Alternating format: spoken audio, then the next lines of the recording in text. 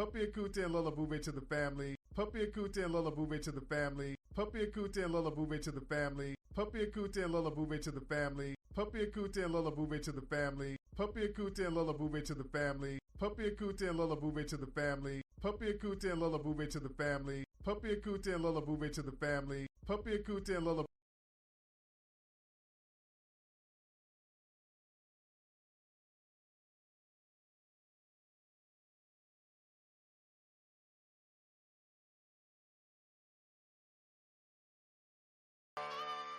Yeah. Islam. I'm trying to be your friend, man. I'm trying to be your friend, bro. Help me out. Meet me halfway. Come on. I wanna be your friend. Peace and love. Let me be your friend. Peace and love. I said you ain't never met a more like me, and you ain't never ever gonna meet one again. Now let me be your friend. Peace and love. Let me be your friend. Peace and love. I said you ain't never met a more like me, and you ain't never ever gonna meet one again. I wanna be your friend. Peace and love. You let me be your friend. Peace and love. Hey yo, I used to be a thug until I met the prophet. Now I'm all about love, truth, peace, and freedom till I return to Allah. One day we gon' meet him. I'm all about justice. That's the focus of the message. Sometimes Asiatics make me wanna forget the lessons. I be all up in my passion from all the Moorish passion. All things considered, I start laughing. A grown man with a ponytail, another calling us Neanderthal, and he all pale. I mean, for real, this is what it come to, my brother. We got nothing better to do than talk down to each other. Yeah, we can be scholarly or we can get gutter. We are the children of one father, and the breast of one mother has nursed us all. And first of all, we beefing while the peen trying to murk us all. You need to chill, my brother. Tell the elder the same, cause on the real, my man, I'm really about them things. I can take the feds off and get back in the low and return to the state where they used to call me dope. But no, I'm rolling with the prophet of Allah. I want love, not war. Standing on that floor, and I'm holding the square. The compass and the axe that might be too deep. Yo, let's not get off track. See, our prophet was an adept. Do you know what that is? An Egyptian adept is a brother who lived by the universal science developed in the Nile. We call it Islamism, but it's the same, my child. Sit at the foot of a master. I train you up, but I might have to bang you up. I still love you, and those that's talking that this ain't Islam. Everything the prophet brought is in the Quran. All the other stuff, prostrate and cover up, is just the start. And there's space to me, the law is the heart. You can dress like Imhotep, but you can dress like an herb. Why the Moorish American Muslim unifies the word. You can say what you want about Dr. York, but he gave you different variations of the same thought. You don't appreciate that. You won't appreciate me. Appreciate the holy and divine Drew Ali. People refuse to admit it. He the first that ever did it. Europeans hope that the Moors would forget it, but we here, strong, alive and well, resurrected from hell, with a story to tell. So pay attention and listen, and consider the facts. You know it's humanly impossible for you to be black. I guess a Chinaman is yellow, a Mexican is brown. Just think for a second how ridiculous it sounds. We can turn it around, but we must unite. It's okay to disagree, but we don't have to fight. Cause if we have to fight, you know how we get. I'm still learning to love. No, I'm not there yet. So work with me, fam, and I'ma work with you. And let's all work together and do what we gotta do. Cause on the real side, we haven't made no progress since 1929 when the prophet left the flesh. We got an Asiatic president, men marrying men, psycho shooting up a club and don't see his own sin. And those that say they conscious, that took your bucks, move straight to Hollywood and straight living it up. And y'all, oh yeah, we getting ready. We getting ready. Y'all ready? Hey, y'all ready? The original people, what's up? Oh yeah. Be your friend. Peace and love. Let me be your friend. Peace and love. I said you ain't never, and you would never. You ain't never, ever. You ain't never met a more like this, and you ain't never, ever gonna meet one again. Hey, y'all ready? Friend.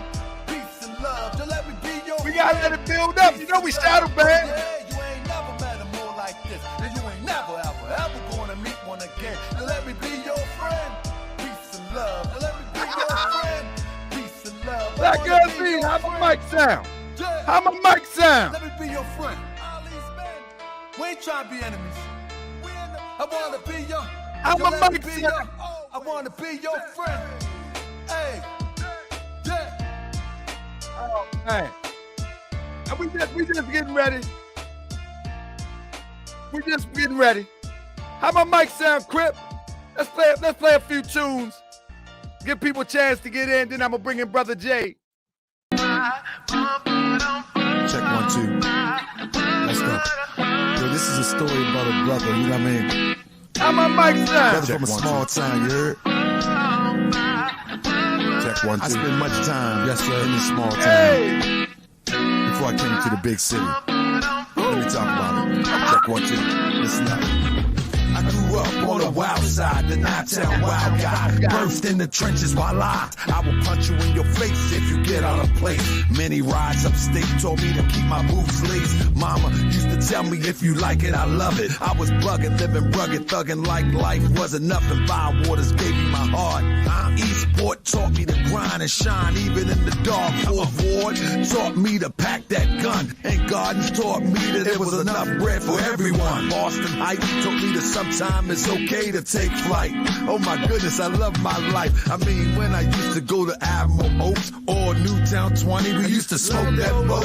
And Robin Wood told me to watch my back. But parole is a little bit of all of that. Come on, real.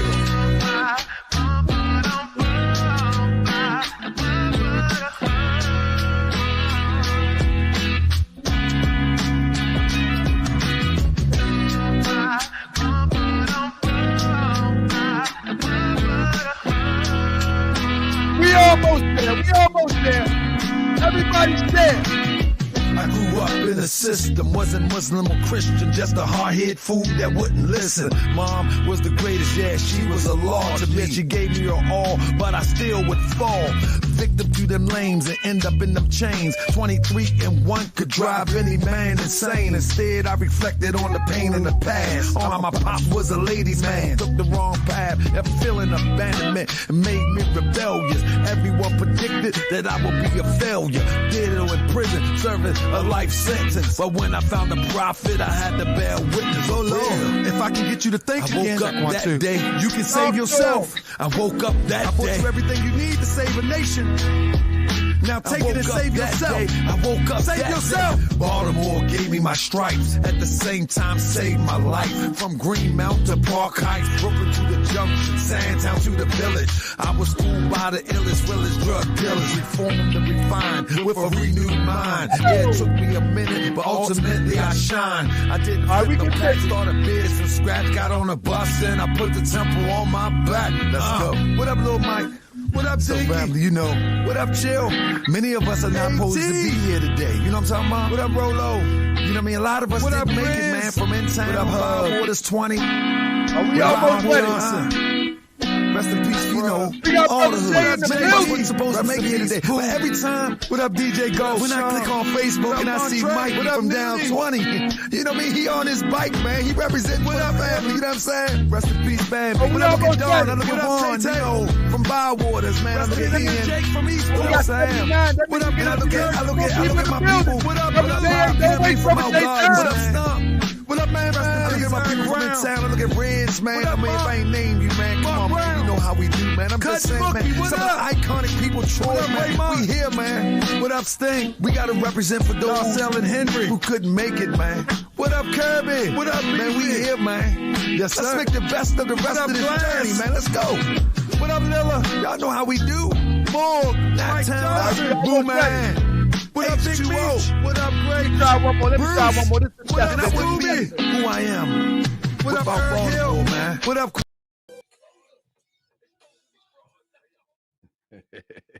I'm just testing stuff out. All right, let's get it started.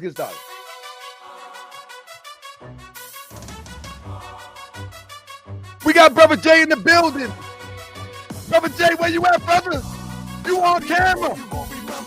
Where Brother Jay at? I thought he was going to run, family. I thought Brother Jay was going to run. Brother Jay, what you got to say? Oh, he lit. He lit up. There you go.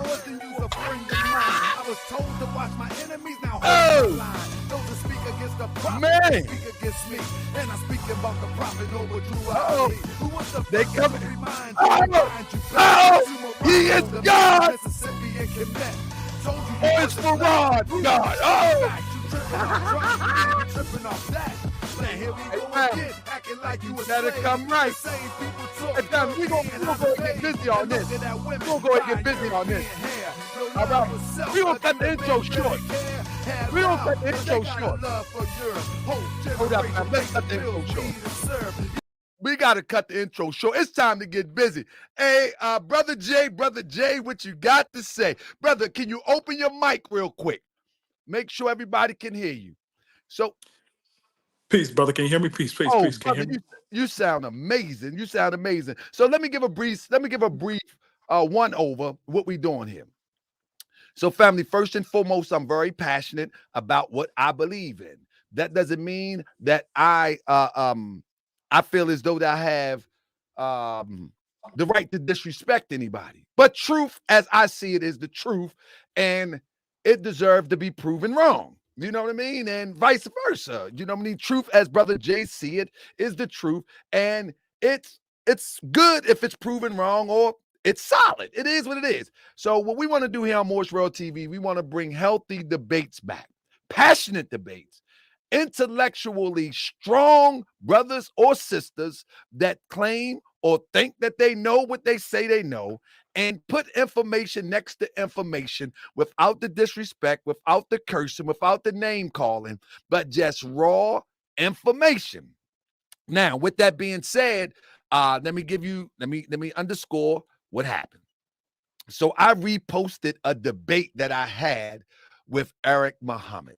Everybody know that Eric Muhammad is not a part of the Honorable Minister Farrakhan administration. However, Eric Muhammad is very passionate in his position of supporting the Honorable Elijah Muhammad as well as Master Farah Muhammad. However, Eric Muhammad invited me to a debate, and in that debate, Eric was able to show his behind in ways that he shouldn't have done, considering what we have experienced in relation to anybody ever seen FOI and the discipline that they show. We know that that was a little bit crazy. And I don't think the Honorable Elijah Muhammad would take kind to that, to see somebody break rank with that type of character. With that being said, Jay was in the chat, and he was going in. You're wrong. What you talking about? And so, as I do, and anybody who's listening today, if you disagree with me with anything, I will invite you to have a conversation or debate. But if I find out that I'm wrong, I'm literally going to say, my bad. But if I feel strong in what I stand on, then I'm going to stand on it, and I'll invite you to a debate. I've taken down videos where I was wrong. I've apologized live where I was wrong. I clipped videos where I was wrong. And it doesn't happen a lot. It doesn't happen a lot, but I've done it. So with that being said, Jay said, let's get busy. And so last thing I want to say is that if anybody hear me present something, it doesn't matter what the topic is. It could be about Moorish. It could be about Prophet Noble Drew Ali. It could be about somebody that I'm covering that's a grifter. And if you want to come here and represent your side of the truth, all you have to do is email me at taharkabey@gmail.com. And as long as you can come here not cursing, as long as you can come here not acting like a plumb fool, we can have be passionate, yell and all that, but long as you don't come disrespectful. So we have Jay here now. We supposed to have had a moderator, but the moderator say, oh, I gotta be on camera, and flaked out. So if somebody want to hold time for us, let me know. And we only can have one person to hold time. And then I'll break the rules down of how we're going to go about it. So if somebody wants to hold time, you got to be on camera, and you have to be fair. You can't let me go over. You can't let Jay go over. You have to be fair. So if someone wants to hold time, give me look. Kira says, sorry, GS. Now, because you can't be talking stuff and hiding your face now. That's right. But with that being said, if don't nobody want to come in, I will just do time on the screen. With that being said, Brother Jay, could you introduce yourself? Tell us a little bit about yourself. Tell a little bit of background about yourself. Don't give too much about yourself because people will stalk you and get mad at you after I drag you and whoop you a little bit. But Yes, sir. Yes, sir. but tell us a little bit about yourself, brother. Yes, indeed, brother. Thank you so much, brother. I'm honored to be on your show, brother. I mean, I'm truly a big fan of yours, brother. I love your work. I've learned so much about Noble Drew Ali and just understanding the whole Moorish movement, brother. So, brother, I'm coming with love, brother. But I am gonna have to spank you on some things. But I love you, brother. I truly do love you, brother. And so. With that said, brother, I just want to give honor to Allah, to God, who came in the person of Master Farah Muhammad, and his last and greatest messenger, the most honorable Elijah Muhammad. But uh, about myself, brother, I'm originally from Sacramento, California. I'm out on the East Coast now. Been out here for about 3 years, brother. I'm a recovering. And I might shoot myself in the foot a little bit here, but it's okay. I'm a recovering Farrakhan Muslim. I'm a recovering Nashidian. But I Hold got on. some bombs with that though, brother. I need to understand. Can you give us an understanding of recovering Farrakhan Muslim? You don't got to give us much, but just give us a little. And then let me say this, brother, and to interrupt. I want everybody to know that I tell everybody, and I'm not double talking. Farrakhan to me was most inspirational when I watched him to put NOI on his back. And he inspired me to try to do my best to put the Moorish concept on my back and bring it to the world as he brought the teachings now of the Honorable Elijah Muhammad. Now, with that being said, that doesn't mean that I agree with the teachings. I agree with the zeal. I agree with his approach. I agree with his tireless work ethic. I agree with that. But philosophy and theology, I don't agree with. And I think that's okay. I think that's okay. But what do you mean by recovering Farrakhan Muslim? What is that? Yeah, recovering Farrakhan Muslim, brother, well, first of all, it's almost like the term Christian. The term Christian was not necessarily a good name at first when they came into Antioch, but that's a whole other story. But they have garnered that name, and now a lot of brothers and sisters go by Christian and what have you. Farrakhan Muslim, from what I remember, a MGT sister.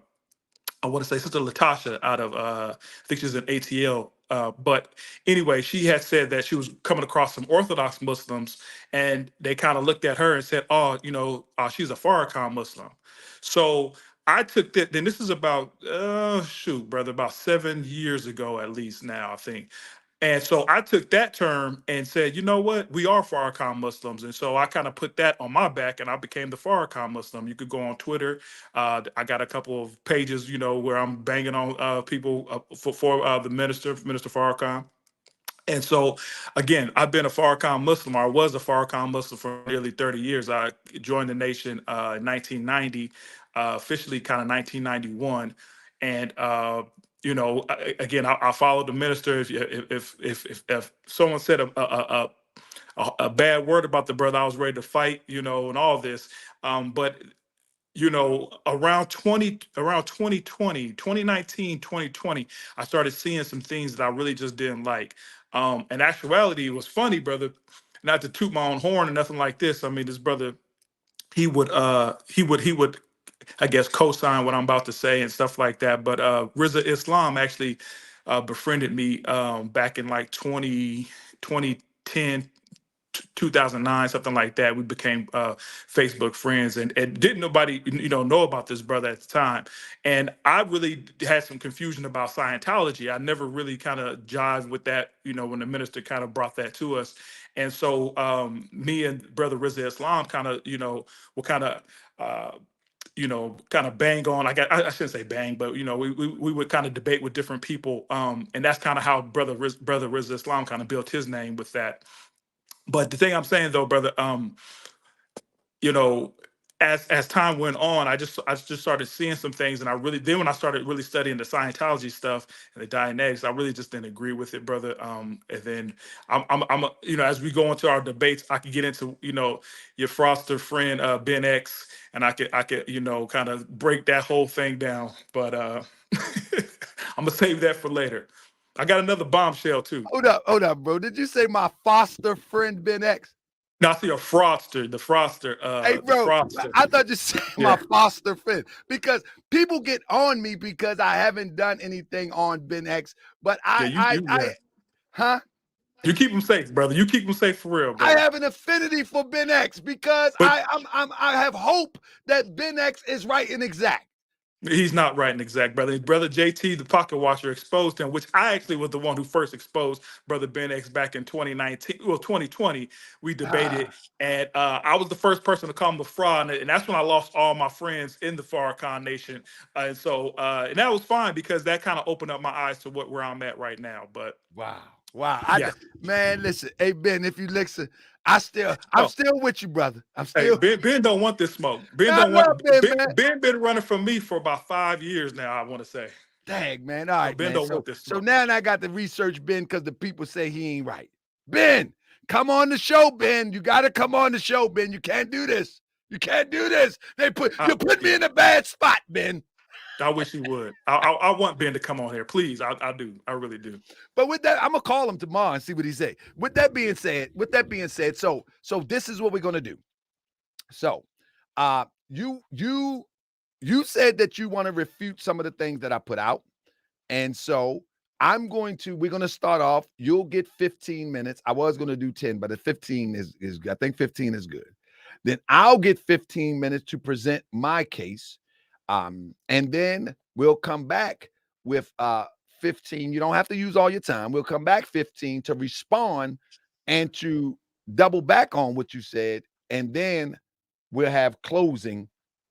You 15, I'm 15. Then we will have closing, 10 minutes apiece.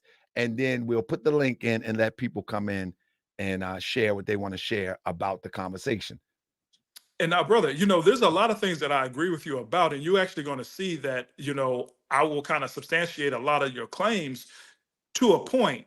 And so, brother, to kind of set the first round here, did you want to be specific on what we want to attack first, or what situation? Well, the conversation is that Master Farad Muhammad is a law in person, and Elijah Muhammad is the last messenger of Allah. And I'm of the thought that the NOI, with all due respect to my brothers in the NOI, I love them. I just got off the phone with a great brother today. I trust some of these brothers with my life. I got real friends. Friends in NOI. But I just disagree. I believe, and I'm of the faith and confidence, that NOI infiltrated the Moorish Science Temple of America and then patchworked what we see as the NOI. That's what I'm on the thought. So my attempt is to prove this patchwork and prove that this is not what it's been made out to be. And you're going to prove nah, this is God in the person. And you can even say that Prophet Noble Ali is not a prophet. That's fine too. Right. And see, just to kind of go back to when, because I don't want it to sound like I don't want it to sound like an interrogation. Right. So you're welcome to come at my belief system also. Right. And just to, I know y'all two are not the best of friends, but just like you're friends with Ben X, I'm friends with Brother Eric, Minister Eric Muhammad. And so, I had to defend my brother, and if you know his story, he couldn't defend himself. So you got to come get him. I was just in the comments, just kind of, backing him up a bit. But if you understand his story and understand his pain, I actually was about 21 years old or something like this when I got the order that we weren't going to protect Khalid, and that kind of threw me for a loop, and I stepped out the nation for a minute. Let me say this one thing, and we'll get started. One thing about Eric Muhammad, I don't know why Eric Muhammad jumped out the window on me. I did an interview with Eric Muhammad on my show and let him express his whole journey. 2 weeks later, he came out and made the statement that he made and said he wanted to debate me. So I don't know how Eric went from coming to the channel. I was watching how Sonetta was basically using him for publicity and setting him up with silly debates. And so I was like, brother, won't you just come here and tell your story? Why? Because he kept on saying things about Farrakhan. You know how he do. And so I said, brother, just come and tell your story. And he came and told his story. And it went well. The video is still here. Yes, 2 weeks later, he went crazy on Prophet Noble Drew Ali. I was like, what are you doing?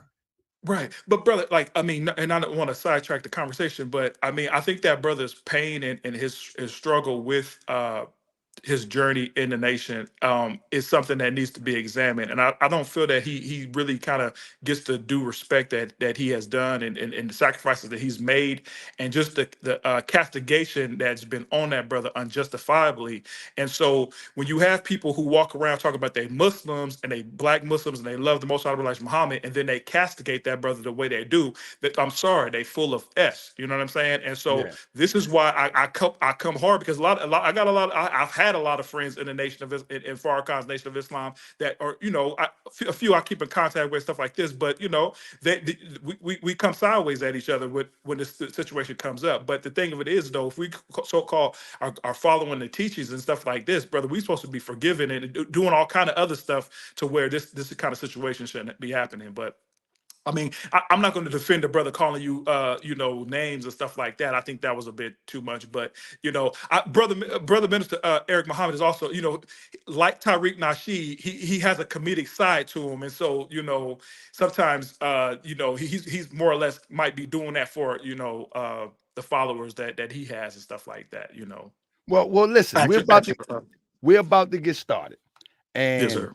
We're about to get started. And so you take it away and I'm going to give you the time. Let me see something. I'm gonna set the timer since nobody hit it in, and you can start right now. And I'm gonna be watching it. You can start right now, and the time starts. And you got 15 minutes. So it's 10:03. So you're talking about 10:18. State your case. And here is the time. Let's go. Yes, sir. Thank you, family, black people all across the world. In our lessons, we have one of our lessons that reads, "I came to the wilderness of North America by myself." This is supposed to be Master Fard Muhammad talking to the Most Honorable Elijah Muhammad. And so, with that being said, in the lessons that I have here, because some people's lessons is a little bit different and stuff like this, but and another thing too, there's been a lot of you know, I've been associated with Minister Farrakhan's Nation of Islam for nearly over 30 years, and I, for the most part, wasn't given all the lessons, but that's a whole other story. This caption here, this lesson, when he says, "I came to the wilderness of North America by myself," he implies he came as a free man of his own free will. His first appearance is in 1910, and it is said to have come in contact with Noble Drew Ali, Moorish Temple of Islam. His second coming came July 4th, 1930. So I'm setting the premise here of what we believe the journey of Master Fard Muhammad. Now I know, brother minister, there's ministers and other folks who I don't, you know, one thing that I did like what Minister Eric said. A lot of our research that we have for Master Fard Muhammad is unsubstantiated with like where do we get this information from, you know? And 9 times out of 10, it's the Caucasian race that we get this information from. And so we take it at face value and we run with it. And that's fine. You know, I think Paul Guthrie has done some research on Master Fard Muhammad, and he kind of says that Master Fard Muhammad might have came from, I think, India or something like this. And, you know, that's a whole other topic. But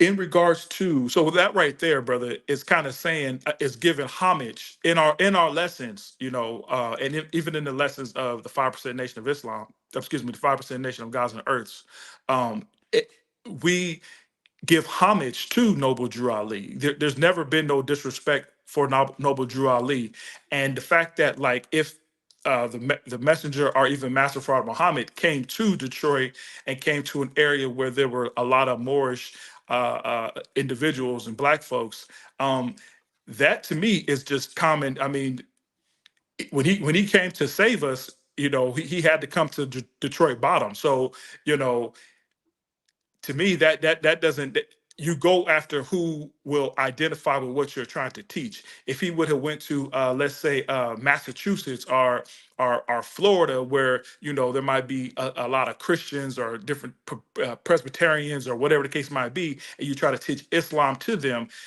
especially this new Islam, you're going to have a lot of pushback because you're dealing with a Christian, and we have a certain way that we have to come at Christians. So for Master Fard Muhammad and even the messenger to go into Moorish societies and kind of teach this new Islam to them, to me is not far fetched. And if when they go into the Moorish communities, just like I'm doing my right here with myself, and I have done in previous other meetings, I learn from my Moorish brothers. I learn from my Hebrew Israelite brothers. I try to learn things from folks who may have a different philosophy than I do. So I don't see that being a problem with that. Master Fard Muhammad or the messenger went through the Moorish Temple of America and might have, you might say plagiarized or stole and different things like this. But I got my, I'm gonna do my bombshell right here, brother. I think there's a good time to do my bombshell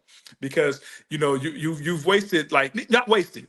You've been on Tariq Nasheed's neck for the last 6 months, and trust me, I love it because you did a lot of footwork that I didn't have to do. And the reason why I'm bringing this up here is because it kind of goes to what your show is, and I think this is our ancestors kind of coming together and saying that we needed to meet and have this conversation in full in front of the people.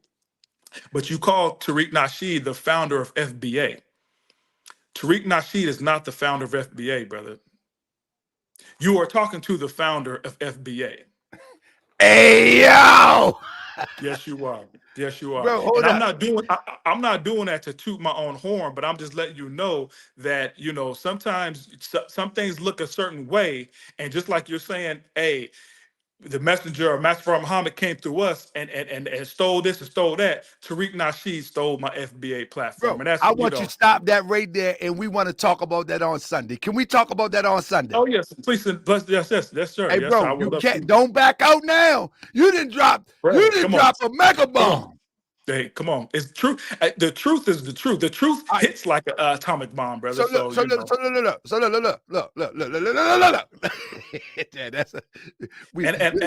I have the book to back up why I started Foundational Black Americans. So, yes, sir. I got you. So I want you to hold that thought and get back to your premises about God Okay. and the How much person. time do I got, brother? How much time do I got, young brother? You got at least 10 minutes. You're doing good. Okay. You got plenty time. Okay. And so with that being said, brother, the thing of it is that, brother, this is coming. I'm going to kind of be switching back and forth between my Farrakhan Muslim and where I'm at as a Muslim today. But we were always taught in the Farrakhan nation, I shouldn't say it like that, but as being a Farrakhan Muslim, that Master Fard Muhammad was coming to America to meet and join forces with Marcus Garvey and Noble Drew Ali and bring Black people together here in America. What ended up happening is that Marcus Garvey gets deported about, I think, 1930, or no, 1929, I want to say. And Noble Drew Ali dies in 1929, right? I could be wrong. So that situation never happens, and we can say the government, what's the can't think of the FBI dude, J. Edgar Hoover. That was J. Edgar Hoover's first assignments or something like this here. That from what I hear. So the thing of it is that Master Fard Muhammad was coming to America to join the forces to kind of do what we're doing right now, brother. What we've been trying to do is unite Black people here in America against forces of evil that we speak about every day. So that's what I'm trying to kind of get to you, brother, is that it was a divine message. Now, I heard Brother Minister Eric say that Marcus Garvey didn't have God's backing for the most part, and that Noble Drew Ali didn't have God's backing. Now, Noble Drew Ali had lessons, had order. I don't know exactly the terminology you have, but you know, you guys had principles. You know what I'm saying? The thing of it is that when we talk about God, you know, and especially just in the aspect of being in a so-called Judeo-Christian society, you know, that's not going to move well, even though the so-called forefathers came to America to have religious freedoms. You know, those religious freedoms weren't necessarily put upon, you know, those of us as descendants of slaves, you know, and foundational Black Americans. So with that being said, my other point, I don't want to get on a tangent to be on a soapbox. I want to kind of stay with the script here. In the Bible, brother. So when we talk about divine, brother, you got to understand what divine is. Since we do live in a Judeo-Christian society, I'm going to use the Bible, right, to kind of prove why Master Fraud Muhammad and the messenger had to do what they did and still doing, brother. So one of our, I got to get my light of understanding here, brother. So in the Bible, brother, in Genesis 15, it reads Genesis 15, 13. Okay, if anybody wants to follow along, you can Google this or whatever. It says, "And he said unto Abram, Know of a surety that that thy seed shall be a stranger in a land that is not theirs, and shall serve them, and they shall afflict them for 400 years." Now, you can read. There's so many different passages, or actually codes in that sentence, or excuse me, paragraph. First, you have what kind of jumps out to me, and I just didn't really see it just until now. Is the acronym or the word "them," which a lot of people that are Farrakhan Muslims and Muslims, let's just say black, so-called black Muslims, we know that them is the Honorable Elijah Muhammad. Uh, this is so-called, even though in this passage here, the he isn't capitalized, so a lot of Christians will say, well, this isn't God talking, but whoever is talking to Abraham. And he's saying to Abraham that your people will be afflicted for 400 years. Now, we've been, talking about Christianity for the last 2,000 years. And from my understanding, the so-called people that are in conflict now over in Palestine, uh, they say that, you know, what, like, who are these people that will be afflicted for 400 years? I say, and I put forward, and the messenger has put forward, that no other people meet this scripture of having to be afflicted for 400 years but the Black American. So, with that being said, even in the Bible, America is prophesized as being, and there was no America when the Bible was written in 1614 or whenever the hell, excuse my French, when the Bible was written. So it's a prophecy, and so we have came right into the prophecy and walked right into the prophecy, and this is why Master Fard Muhammad is the divine God that had to be brought here. And we could go into just, you know, the scientists, the 99, the 24 scientists and all this other stuff like this. But the thing of it is that Black people in America needed to be saved, and no other savior has came but Master Fard Muhammad. Let me see. I think that's all I have for right now. I do have another video. It's a video, but if you can hear it, let me know.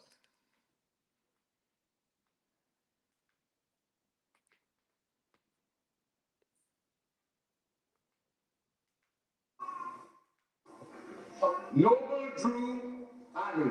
This is a man that every brother and sister who is conscious should know something about. Noble Drew Ali also met a Muslim. And Noble Drew Ali started to teach Black people in America Islam. He wrote a little book that he called the Quran.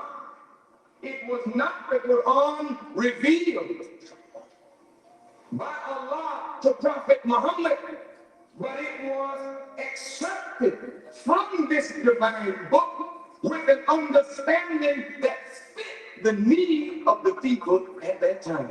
Now, Noble Drew Ali's movement began to flourish in America, so much so that the government was deathly afraid because he knows the penetrating effect of Islam.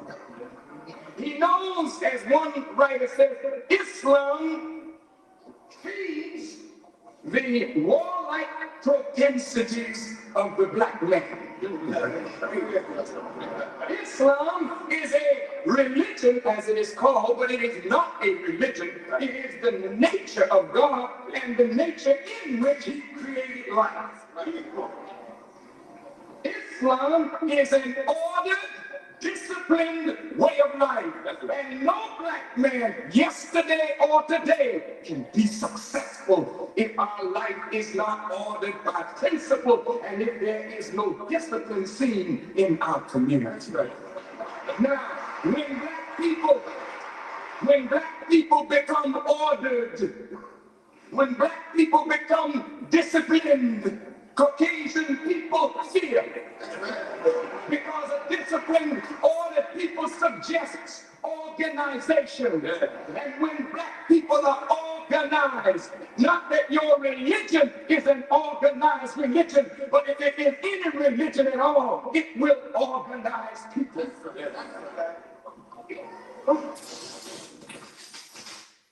And I'll settle my case there, brother.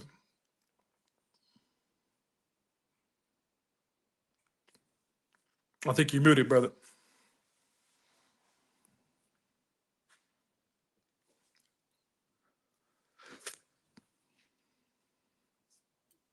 Yeah, you did it.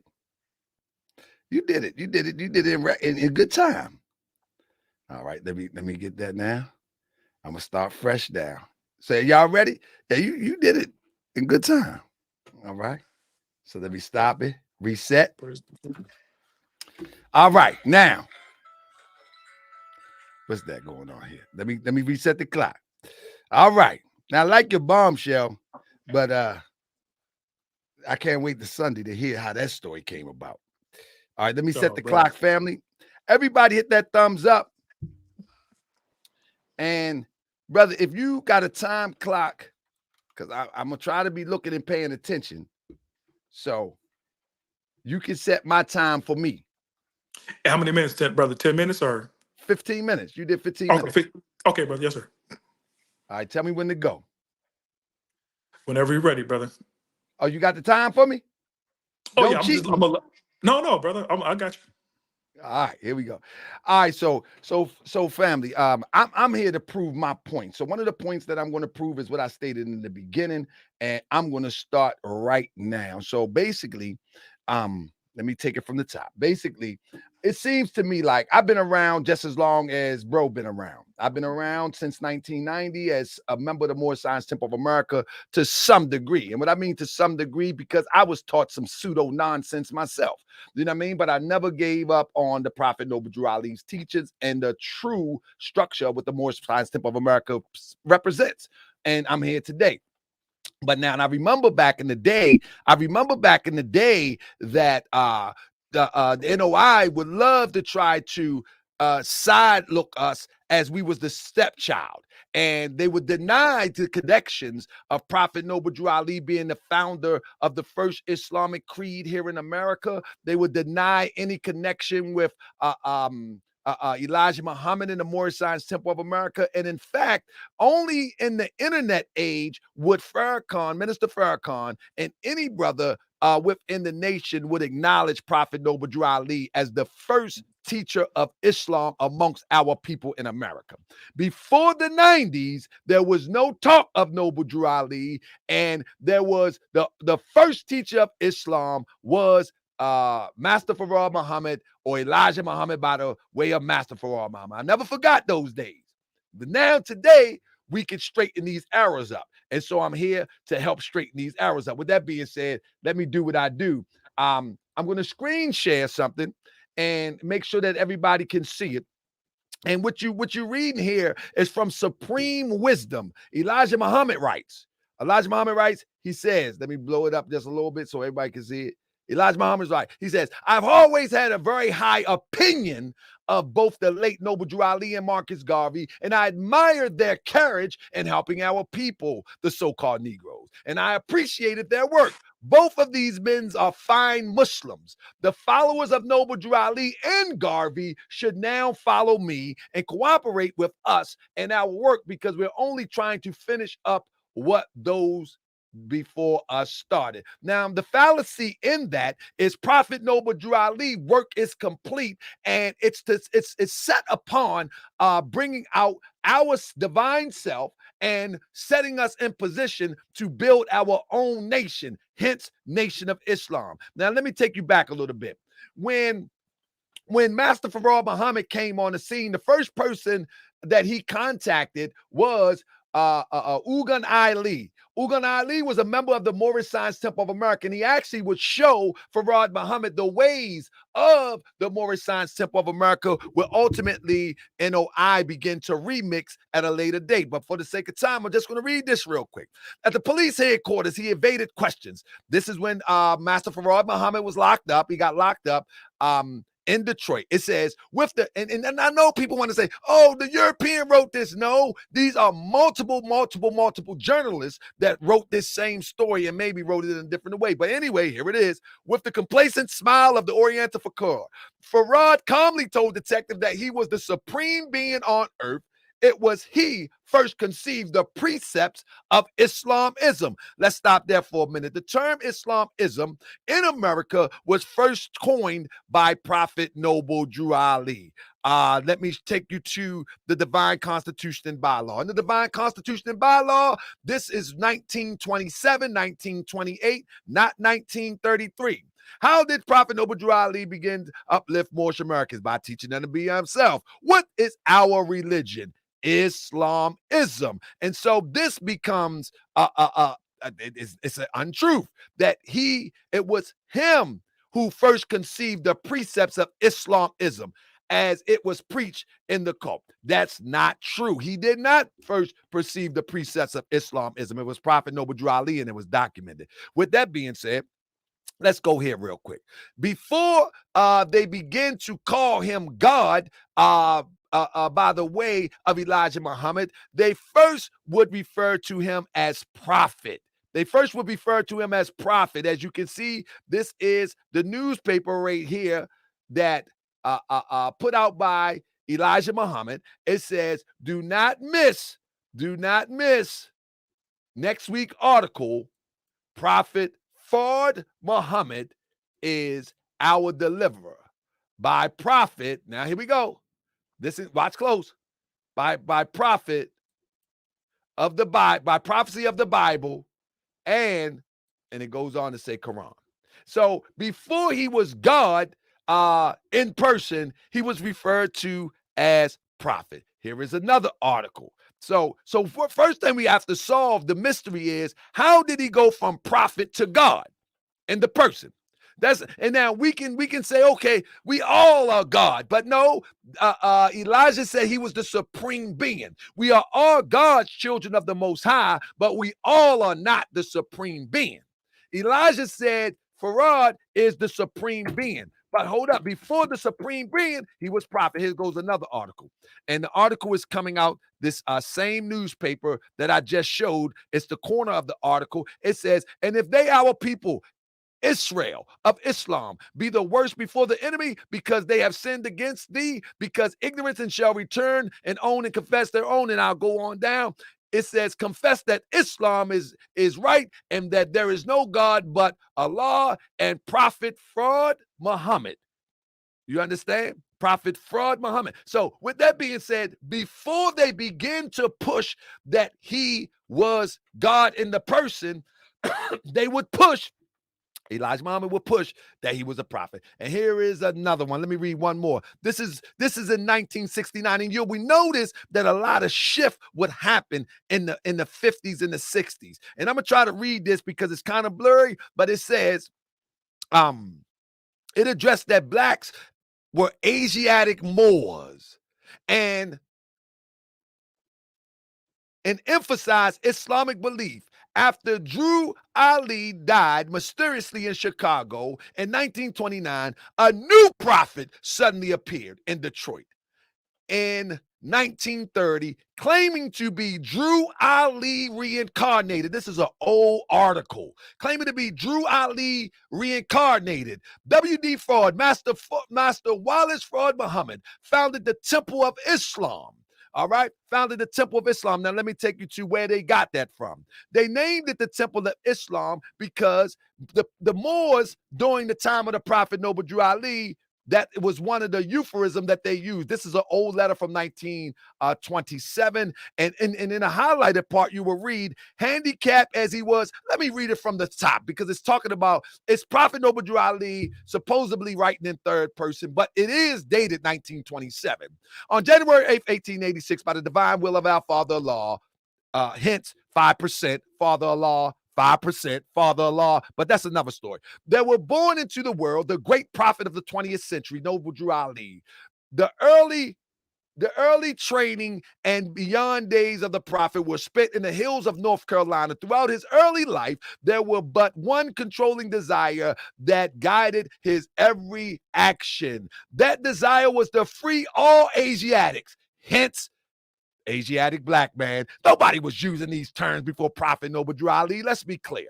In America and elsewhere, from the bonds of the European, handicapped as he was on every side, what that means is that Prophet Noble Drew Ali had a cross-eyed and he had a skull, he was scorched, burned on his arm, but that'll be in my book later so people can understand what they mean by that and what is meant by that. It was not until the 15th day of October 1925 that the Temple of Islam was founded by Noble Drew Ali. In fact, there was a euphemism.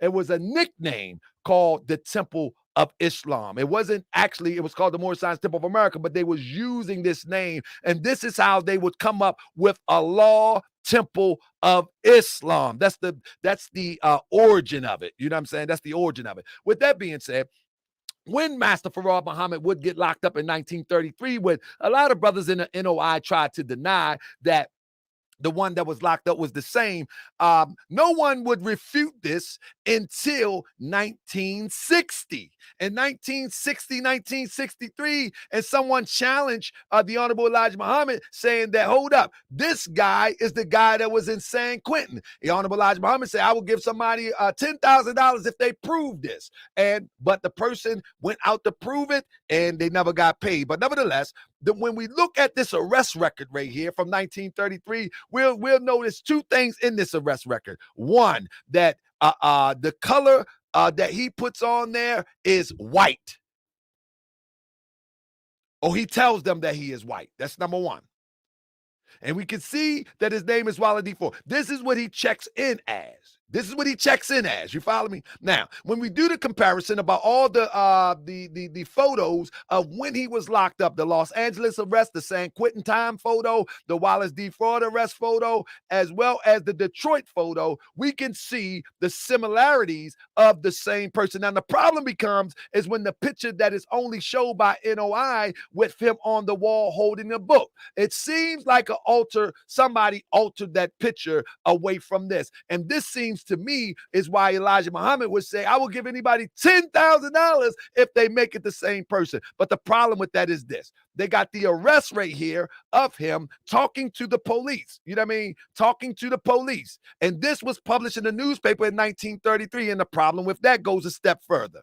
Now, let me bring you back to this picture. They saying that this guy on the right is not the guy on the left. But what I will tell you is that this guy in this picture is the same person that got locked up with Elijah Muhammad. That's clear. Now, how do we know that it's clear? How do we know that it's clear? We know it's clear because there is an arrest record. There is an arrest record, and I'm going to bring it down to you real quick. There is an arrest record where it was checked, and they would find that Wally Fraud, Los Angeles Police Department, The number is 16447. Anybody can go look it up. 154048. Arrested in Los Angeles Police Department on October 17th. I got his whole arrest record right here. You see what I'm saying? For assault and deadly weapon, and was released. Arrested in Los Angeles Police Department on January 20th. And these are verified by fingerprints. January 2019, 26 for violation of the Woodwine Act. He was pushing that alcohol, and then possession on a sale. In fact, he had sold some narcotics to the policeman. I mean, now check this out. On March 4th, 1926, he was sentenced to $1 fine and 1 day in jail on one count of one, and $400 fine and 100 days in jail on count 2.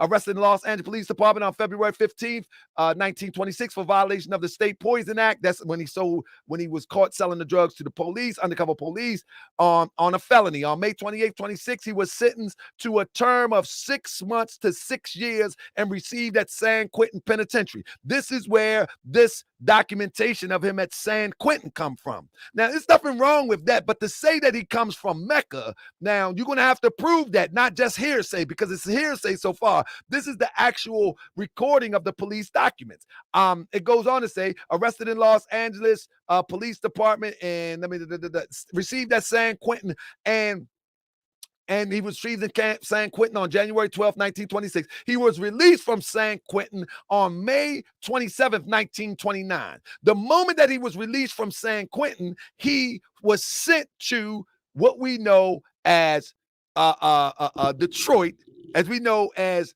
in Detroit, Michigan. There was a group there of Temple Number 4 with over 4,000 Muslims, Moorish Americans. None of all places in the world, 2 places he went. The biggest temples in the Moorish Science Temple of America was Chicago, Temple Number 1 and Temple Number 9, Detroit, the Temple Number 4. He was sent there, and they claimed that he was a silk salesman, but we got to remember that during this time, this was the Depression. 1930 was the Depression. Do y'all remember that? It was the Depression. Who sells silk in the most poorest section of the community? In fact, I have evidence and proof, and I will show and prove at a later date that he was actually selling pharmaceuticals to gain access in people's house. And that just makes sense because nobody is buying silk in the heat of the Depression. It just doesn't make sense. It makes more sense than that. But that's just plebiscite babble, as you like to say it. But with that being said, while in Detroit, he began to enter people's homes with Ugla Ali, with the Ali brother, and they began to turn people towards their understanding of Prophet Noble Drew Ali's teachings under the auspice that Master Farad Muhammad was Prophet Noble Drew Ali reincarnated. Now, what I'm going to read here is from the book of the Flag of Islam, where Elijah Muhammad says in the 60s, he called us a nation for the first time. He says that Master Farad Muhammad called them a nation for the first time, as if we were never called a nation before. That's a lie right there. That's a lie right there. This coincides with the Bible, and you just went into the Bible. This coincides with the Bible, which refers to him as making a nation out of himself after he found us. Therefore, he began at once calling us the lost foundation of Islam in the wilderness of North America. Now, with that being said, I want to keep it moving real fast. I ain't even gonna get into that yet. Let's get into this real quick. One of the things of the research would show, and it can be verified, it says that Farad Muhammad was actually born in Portland, but now he had so many aliases that it's hard to be sure. But one thing that we can be sure about is this draft card right here. It's a draft card right here, Wally D. Fraud. Now, in this draft card, he says that he was born in Afghanistan. However, there is also evidence that he was born in Portland. But nevertheless, this is the running thought. He was born in Portland, Oregon in 1881 and lived in that city for 1913. Then the time he moved to Los Angeles, where he resided until the time of his arrest. He married Hazel Harton. Now, there is letters that is that is signed by him, match signatures and everything, to Hazel Barton. I'm sorry, Hazel Barton in Los Angeles. And she was 26 years of age at the time. One child represented this union, I think it says. It said, according to San Quentin records, Attorney Keys of Los Angeles County prosecutor in subject case made the following statement concerning the crime. The defendant had his possession drugs, which was his partner, Edward Donaldson. All of this can be proven. All of this can be proven. Edward Donaldson offered to sell police. Now, I hope somebody done heard this before, but if not, I just want to move on real quick. Now, here is another thing that you have to understand. Wherever you find his record, he has always told people that he was white. I mean, it's always told people he was white. Now, with that being said, how much time I got, brother? He has always told people, every arrest, it's one arrest. 2 minutes, brother, 2 minutes. It was one arrest where he said he wasn't white. You know what I'm saying? But every arrest that he had that matches with fingerprints says that he was white. So what am I saying as I wrap it up? What I'm saying is that Master Farah Muhammad came to Chicago, came to Detroit with the express purpose of infiltrating the Moorish Science Temple of America. And in my next round, I'm going to show you the teachings that is directly connected to the Moorish Science Temple of America that comes from, but he also got a mixture now. It's not totally Moorish Science Temple of America, but I will show that the science of the black man is God. I will show that these teachings are directly connected to Prophet Noble Drew Ali's teachings. Directly. And the Father Allah, I just read that, directly connected to Prophet Noble Drew Ali. And I will also show, if I'm done, if my 2 minutes is up, let me know. I will also show that the brothers and sisters in the Nation of Islam, they was using Moorish philosophy, Moorish literature, Moorish garbs, and everything Moorish all the way up until the 40s or 50s. And then it changed. Peace. Okay, brother. Okay. So I like how you tied in the father there, Father Clarence 13X. That was. I think he was using some of his paperwork too. I saw that, brother. I saw that. No, I wasn't using his paperwork. I ain't got nothing from him. Oh, okay. Man, listen. Because I'm trying to think, before we get to that, before we get that next round right, all you got to do is look at the Prophet Noble Drew Ali with the circle 7. You know what I mean? And then look at the star with the 7 in it. That's not original, right? So, is it your premise that the Nation of Islam stole the Prophet's teachings and didn't improve on them, or that, like, I'm trying to figure out, did they digress with the knowledge, or? What I'm saying is it was a full infiltration, and the infiltration was to throw the true purpose of the Prophet's movement off course, and it's been off course ever since. That was just one cluster of infiltration. There was also a different infiltration in Chicago with a brother named Claude Green and Charles Kirkman Bey. There was different clusters where the biggest temples was. They were super infiltrated. Super. And so this is why, and we can get into the second round, we can have a little discussion. This is why in the beginning, the Nation of Islam did not have a solid philosophy. They did not have a solid philosophy. The solid philosophy didn't come until the coming of the message to the black man. The solid philosophy. So listen, before we get into the next one, get into the next one. The Moorish Science Temple of America, right? We got a Holy Quran of the Moorish Science Temple of America, which is the standard of the Moors here in America. The brothers in the Nation of Islam, the standard is the Quran or the Bible, or is it the Quran? And how do you understand the Quran? Do you understand it from an Eastern perspective? Or do you understand it from your own interpretation? Or what's the running interpretation? This is the standard of the Moorish Science Temple of America. You understand what I'm saying? This is the standard. Right. So this is our standard, though, brother. This is right. Our standard. But when did that standard become produced? Well, This is a reprint that Minister Farrakhan did, but No, what I'm saying, what but when was the uh, first print of it? I want to say 1965, if I'm Absolutely. correct. And when was Master Farad Muhammad laying the foundation? Well, that teaching. That's supposedly 1930, right? Well, yeah, the Where is messenger that standard? walked with him. Where is Well, that standard? okay, you know that the FBI raided the Detroit temple and took all the teachings. So all the teachings that happened after that, I'm not aware of anything that was ever recovered. So it becomes a bit. I don't want to say dogma, but the You, thing of it you, is, yeah. I mean, I don't want to cut you off because I want to get into the next round. But you see where I'm getting to this. No, I understand Can your you point, wrap brother. your mind around where I'm getting to? That the No, I understand your point. standard doesn't come until 30 years later. I mean, but again, to paraphrase Brother Minister Eric Muhammad, the messenger was writing in the Look, Pittsburgh Courier, here we and go. Here we so go. Somebody said supreme wisdom is our standard. If you ask somebody else, they'll make something else. The standard of the Moorish Science Temple of America is the Holy Quran of the Moorish Science Temple of America, divine constitution, bylaws, the questionnaire. That's the standard, period, point blank. And it's been okay. like that since the time of the prophet. So can I ask what has been produced from that, brother, besides yourself? No, Which what is a has good been, standard. I just told you.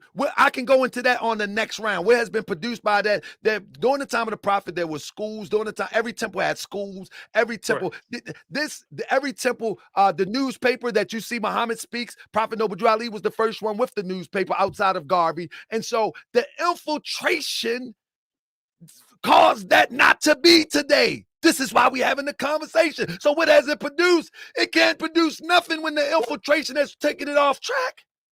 Oh, so are you blaming the Nation of Islam for the No, Moorish no, temple? no, no. Oh, I'm not okay, blaming. It's infiltration that happened. It's a reality of history.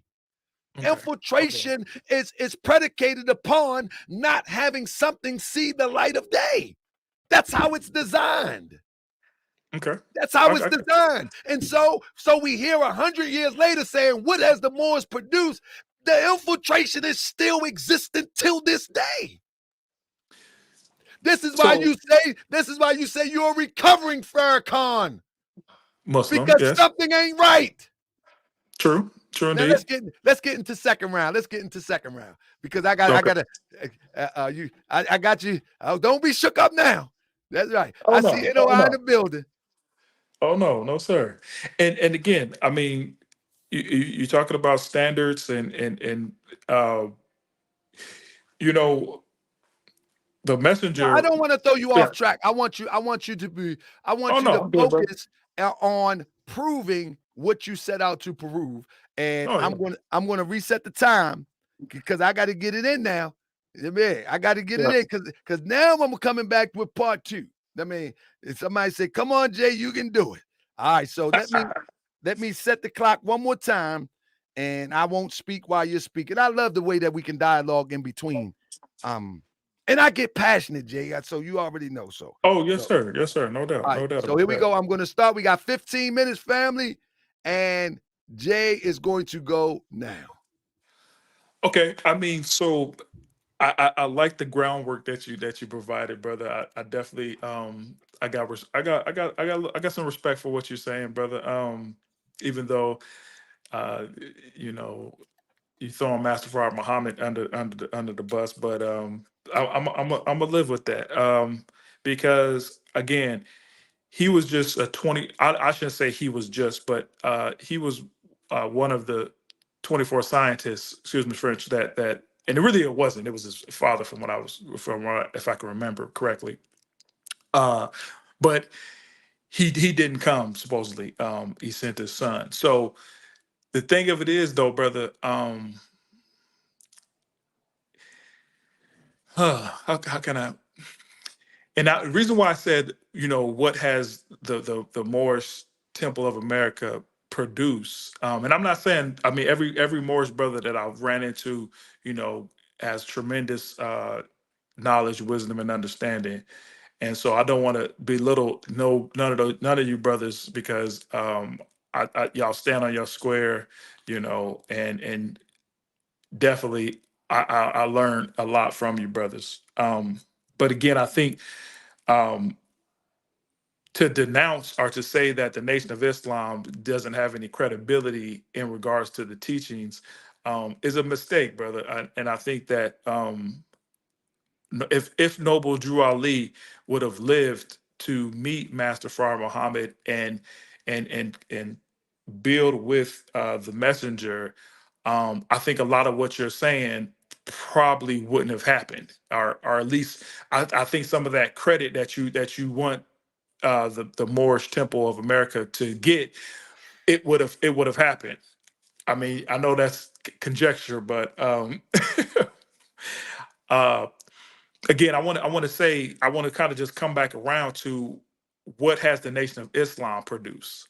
Um, the Nation of Islam produced, the last messenger of Allah, who is the most honorable Elijah Muhammad, and through his teachings of that he got from Master Farah Muhammad, uh, we have the great brother um, Malcolm X. We have brother Jeremiah Shabazz, who some will have some difficulties dealing with that brother a little bit there, but um, then just to compound that point, let's just bring up the father. Let's bring up the 5% Nation of Gaza Earths, and what they have brought to the table in regards to Islam and the supreme wisdom, the real supreme wisdom, which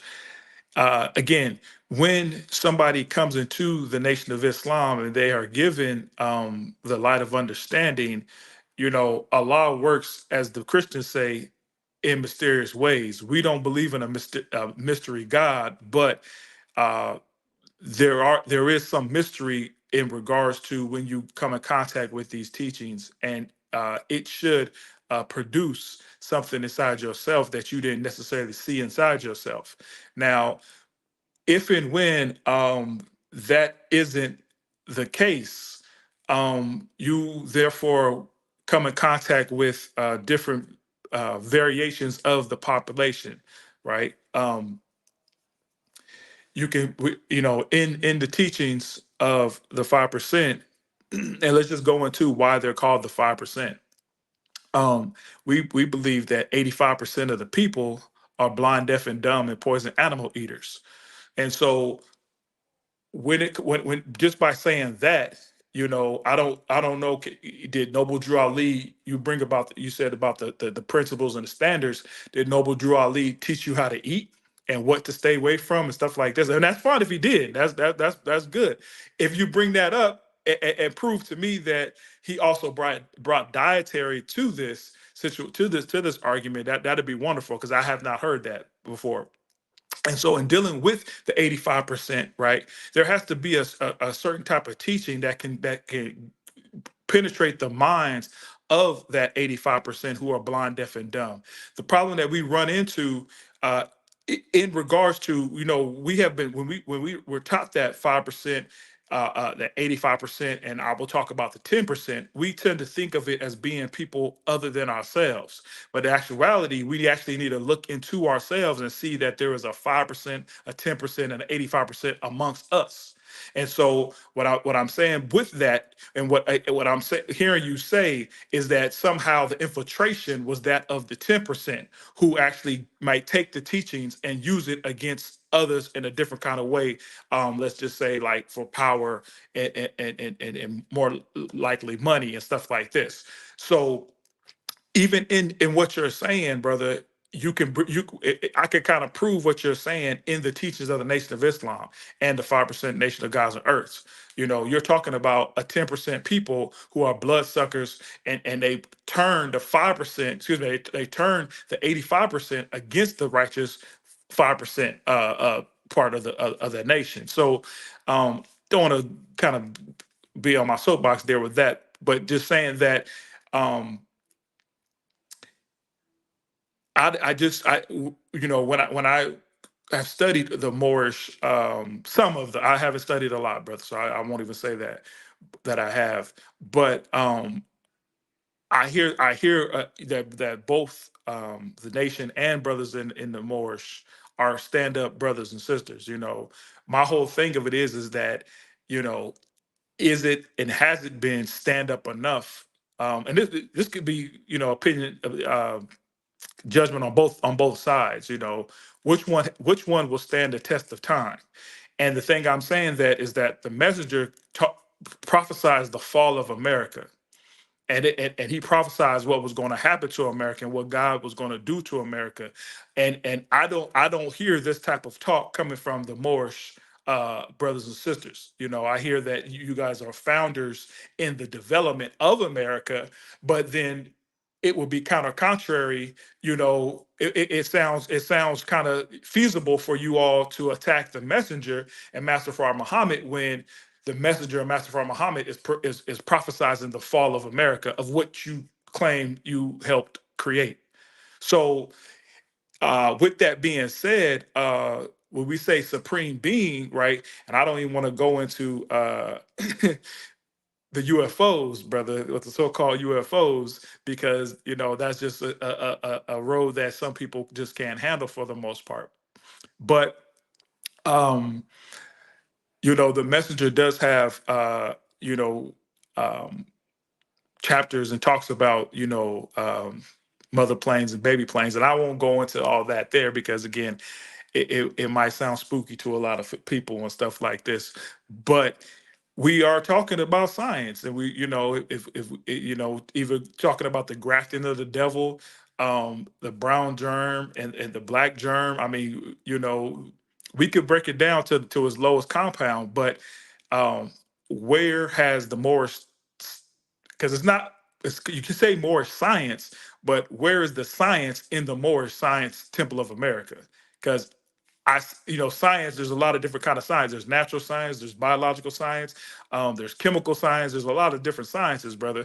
And then we get into now, even what we have in the Nation of Islam, we have Scientology now. So it's been this grafting away from the true teachings of the Most Honorable Elijah Muhammad. And that actually is the problem with what's going on right now amongst the Farrakhan Muslims and those of us who are not part of the Farrakhan Muslims. How much time do I got, brother? And you said that in dealing with. Oh, let me prove my point real quick about this, brother. Because you said, do we use? 5 minutes.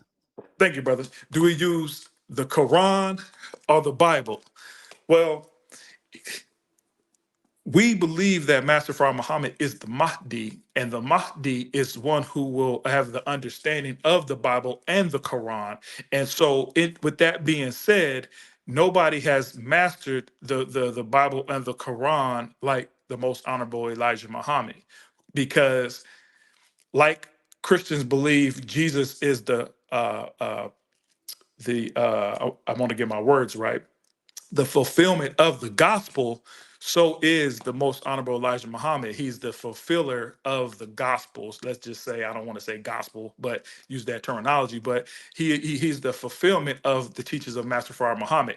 And so, therefore, if you look at the world today in regards to Palestine and the Jews and the Christians who ignorantly, 9 times out of 10, back the state of Israel, you see the conflict there, that neither one of these people have the knowledge uh, to master the Quran or the Bible. They don't necessarily even have the master they don't even have the knowledge to master the Torah of which they claim they follow. I'm talking about the Orthodox Jews. These other so-called Jews who follow the Talmud is a whole different animal and beast.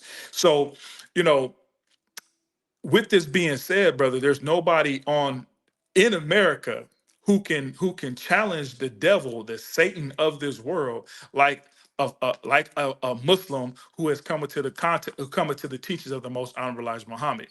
Nobody, no, you know, we could talk about America. We could talk about the foundations of America and all this other stuff like this. And that sounds cool. That sounds sweet. But then when we have a beast in front of us and a devil in front of us that is threatening our lives with vaccinations or excuse me, shots and other things of this nature, you know, where is the teachings of the Moorish science Temple of America that's going to protect us with that? If it's there, please let me know, because you know I think our brothers and sisters need those type of exemptions when it comes to situations like this. So in closing, brother, the most honorable Elijah Muhammad had a duty. Excuse me. He taught us of our duty, and so our duty is to resurrect the black man and woman of America. And I think that there is no other teaching that actually can do that, but the teachings of the Nation of Islam, who follow the strict teachings of the most honorable Elijah Muhammad, and not Scientology or Dianetics, which therefore uses some.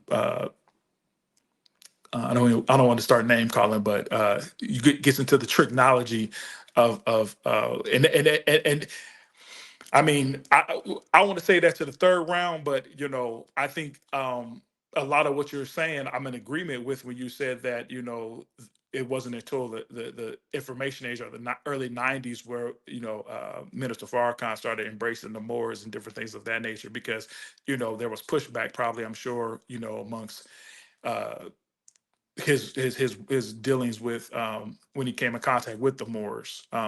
Anybody who has a certain knowledge base of what you brothers know is going to challenge anybody. So I'm gonna close there, brother, on my second round, and see what you have to say about anything that I said, brother. That was just me. I was just me, kind of going off the dome a little bit. Sorry if I sound like a little preachy there.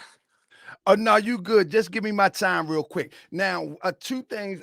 You can set my time, but I want to address two things that you said. You said about diet, brother. Let me tell you something. The true teachings of the Prophet Noble Drew Ali, the diet is a vegan diet.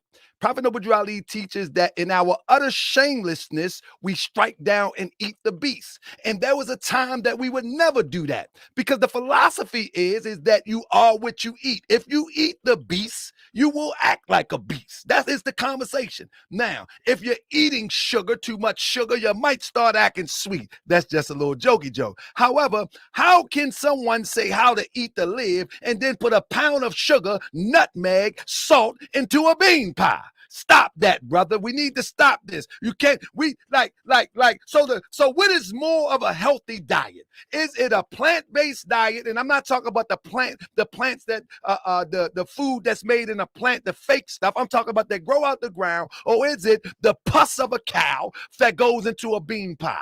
Is it the pus that is made into butter? Is it the sugar that destroys you that goes into a bean pie? We can just talk about that alone. You know what I mean? Is it the mercury that goes into the fish, that all the fish places that the NOI had? Now that's good industrious work, but if you want to talk about how to eat to live, eating fish all the time with all the mercury is not a good option when you're talking about eating to live. But that's another conversation. If you know, I don't think you want to have that conversation, because it specifically says in our Quran that in our utter shameless, we do this stuff and we're not supposed to be doing it, because it always wasn't like that. And it's a little high lesson when it talks about man get his nourishment from his ether plane. That's a different lesson for another time. But if you want to know the diet of the Moorish American, whether they're doing it or not, the diet of the Moorish American is a vegan diet. Per Prophet Noble Drew Ali in the Holy Quran of the Moorish Science Temple of America, because we go back to the state of mind of our forefathers and foremothers. Period, point blank. Now, But in a rebuttal to that, brother, you do know that Dr. Sebi came through the Nation of Islam. Right? I ain't got nothing to do with Dr. Sebi. That's another conversation. Now, let me get back to you asking about diet. I just told you. I just told you. You know what I mean? And when I say vegan, I'm talking about stuff that comes out the ground that is good, and you know what it is, that takes you to the next level, that helps this carbon body to do what it's supposed to do. Not no bloody animal, not a bunch of sugar, not a bunch of salt, not a bunch of nonsense. That is the ultimate goal, according to the Holy Quran of the Moorish Science Temple of America, if people understand it correctly. But now, with that being said, let me get back to my screen share. Get back to much. And if you talk about what have the Moors produced, brother, we can get into the J.B. Hunt story, who financed a lot of the business endeavors of the NOI, which can be proven. Have you ever heard of J.B. Hunt? Okay, that's another story for another time. Talking about the trucking, brother. Nope, that's another story for another time. Now, let me get back into what I was saying. Back to my lesson. Now, I'm going to go up here real quick. Now, when we're talking about those lessons you're talking about, let's talk about for real. The original Nation of Islam, or Temple of Islam, once again, they called him Prophet Fraud. And he crowned these brothers with fezzes. What other brothers outside of the Masons would wear a fez in America in a representation of Islam? Now, let me plebiscite Bible a little bit. Is it anybody but the Moorish Science Temple of America would wear fezzes in the name of Islam? Number two, we know that in Islam, that the place of worship is called a mosque or a masjid. Who was the first one to use the term temple to represent a Muslim? Prophet Noble Drew Ali. That's where they get it from. Why do you think they change from Allah's Temple of Islam and then the mosque and then change it to the masjid? Some of them say masjid. The old Nation of Islam still call it temple. Where did that come from? That came from Prophet Noble Drew Ali. There is no other Muslim group that ever used the term temple before Prophet Noble Drew Ali to represent an Islamic concept. None. That came from Prophet Noble Drew Ali. The fez from Prophet Noble Drew Ali. Let's be clear. Outside of Deuce Muhammad, Prophet Noble Drew Ali. Now, with that being said, when you start talking about stuff like that, how did they start off? Right here. And you talk about y'all Muslim now? Well, y'all wouldn't always call yourself Muslim. You called yourself Muslim, just like the Moors. Where you get it from? Prophet Noble Drew Ali. We use the term Muslim because that was the original saying. That was the original term, Muslim. Do you follow me? That changed in time because that was a part of, that's another story for another time. When you talk about your membership identification card, where did that come from? Here goes the identification card from the 1920s of the Moorish Science Temple of America from a Cook Bay. Here is yours right here. And you know what it says on the bottom of it? The bearer is a registered Muslim. Where did they learn that from? Muslim. Where did they learn? Why you ain't Muslim no more? What happened? Muslim. Where did they get it from? What I'm telling you. Okay, let's go a little step further. Prophet Noble Drew Ali right here with the divine constitution and bylaw. Here go an advertisement of Elijah Muhammad. How did he come up with this? What I'm trying to tell you is that the NOI in the beginning stages was nothing more but a hijacking of the Moorish Science Temple of America, complete infiltration that would take the Moorish Science Temple of America off the path that the Prophet Noble Drew Ali had it. In fact, let me give you an example. Prophet Noble Drew Ali says, we are not black according to nationality. Nation of Islam says, we are the black man of Asia, Asiatic black man. Prophet Noble Drew Ali says, the original man is the Asiatic, not black man, the Asiatic, because black is the denotation. That has nothing to do with, let me say this. Black has nothing to do with nationality. Nothing. And that's all. That's where it starts. That's where it ends. Has nothing to do with nationality. Elijah will come along and say, we are the black man. Nothing wrong with that. Be the black man. It's on. That's your right. Be whatever you want. Prophet Noble Drew Ali says, Prophet Noble Drew, you said that we helped build this country. Don't you think so? You say you started FBA.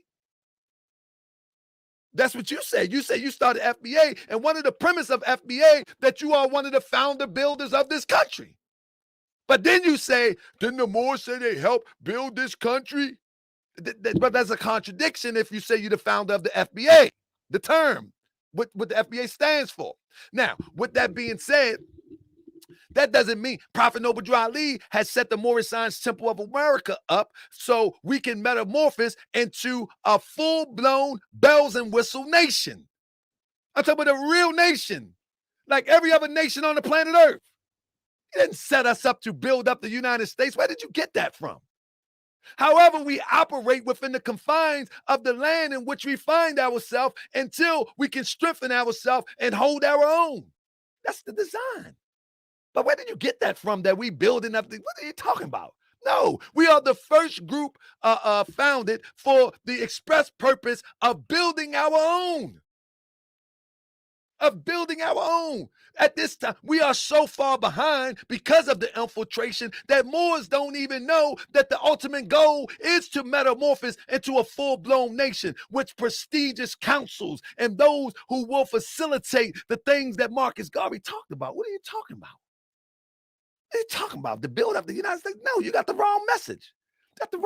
That's why I'm here. Now, with that being said, let me go to my next thing real quick. When you start talking about the hijacking of the Moorish Science Temple of America, you cannot forget for one moment, you cannot forget that Prophet Noble Drew Ali was the first to talk about nationhood, Nation of Islam. Before Elijah, he was the first. Oh, hold up. I want to answer another thing that you said. I want to read another thing that you're saying. You said that what is the concept of the quote unquote white man, right? You know what I mean? You talk about the big head scientists. See, you can't prove that. You cannot prove that. You only can say what somebody told you. But in reality, the ultimate science, you say, what is the science of the Moorish science when they talk about Europeans? The ultimate science of the Moorish Science Temple of America is right there in the Quran. It's embedded in the Quran that most Moors don't even study properly. And it talks about, and one of the things that we see is it's a story about this guy named Barada Orebo. And it talks about how things mutate to one thing and to another. You know what I'm saying? You talk about the big head scientists, but now I'm going to break it down in simple terms with you from the mouth of Brother Taharka Bey. The European comes about because he's a mutation of us.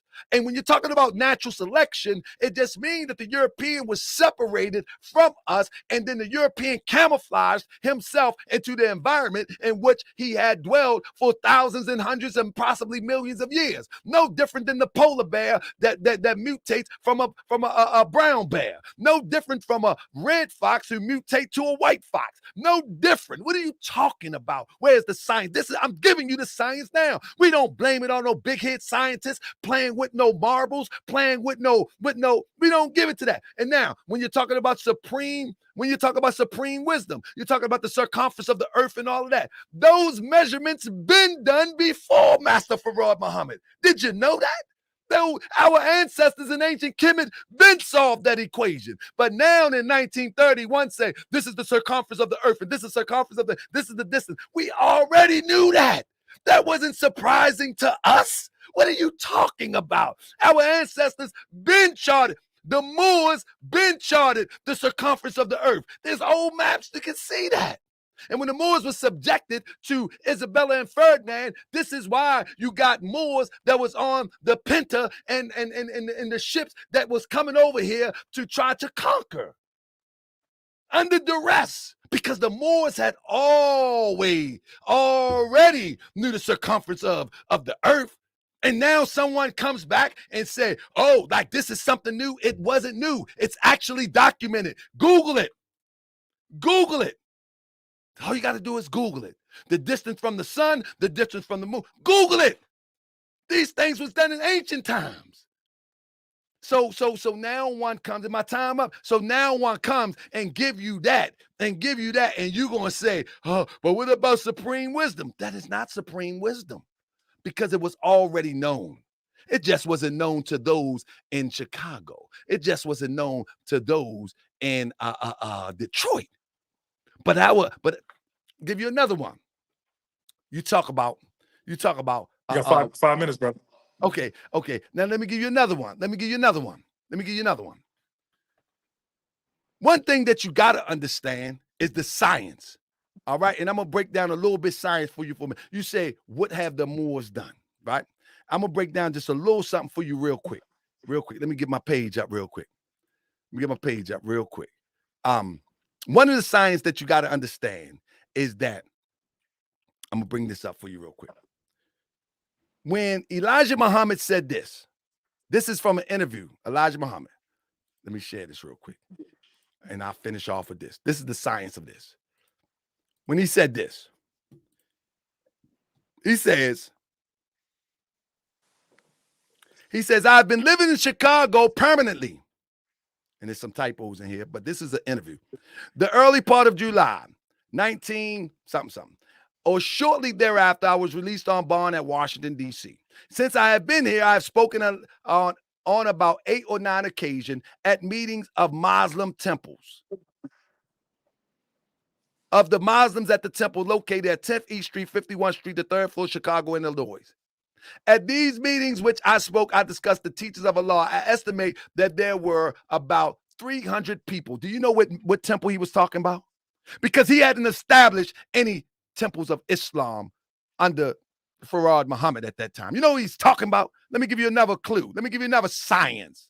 From 1929 to the present, I had no regular job of any kind. Occasionally, I would do odd jobs for one day or during this period. However, for the most part, for the last 11 years, my family and myself have been taken care of financially by Muslims. From 1931 to 1935, I taught Islam in Detroit and Chicago. From 1935 to the present, I have traveled extensively and lived in various periods in the following cities: Baltimore, Washington, D.C., Boston, Providence, Pittsburgh, Cleveland, Columbus, listen closely, Dayton, Cincinnati, and Atlanta. During this time, my family remained in Chicago, and they and myself were supported voluntarily by contributions from Muslims. The monies which I received all came from members of the Muslim temple in Chicago. During that time, I have traveled about, engaged in no activities other than study of religion, and I was also endeavoring to avoid unknown individuals who I understand was trying to take my life.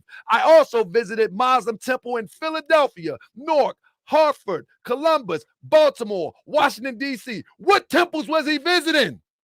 Because he didn't establish none there. Master Farad Muhammad didn't establish none there. What temple was he visiting?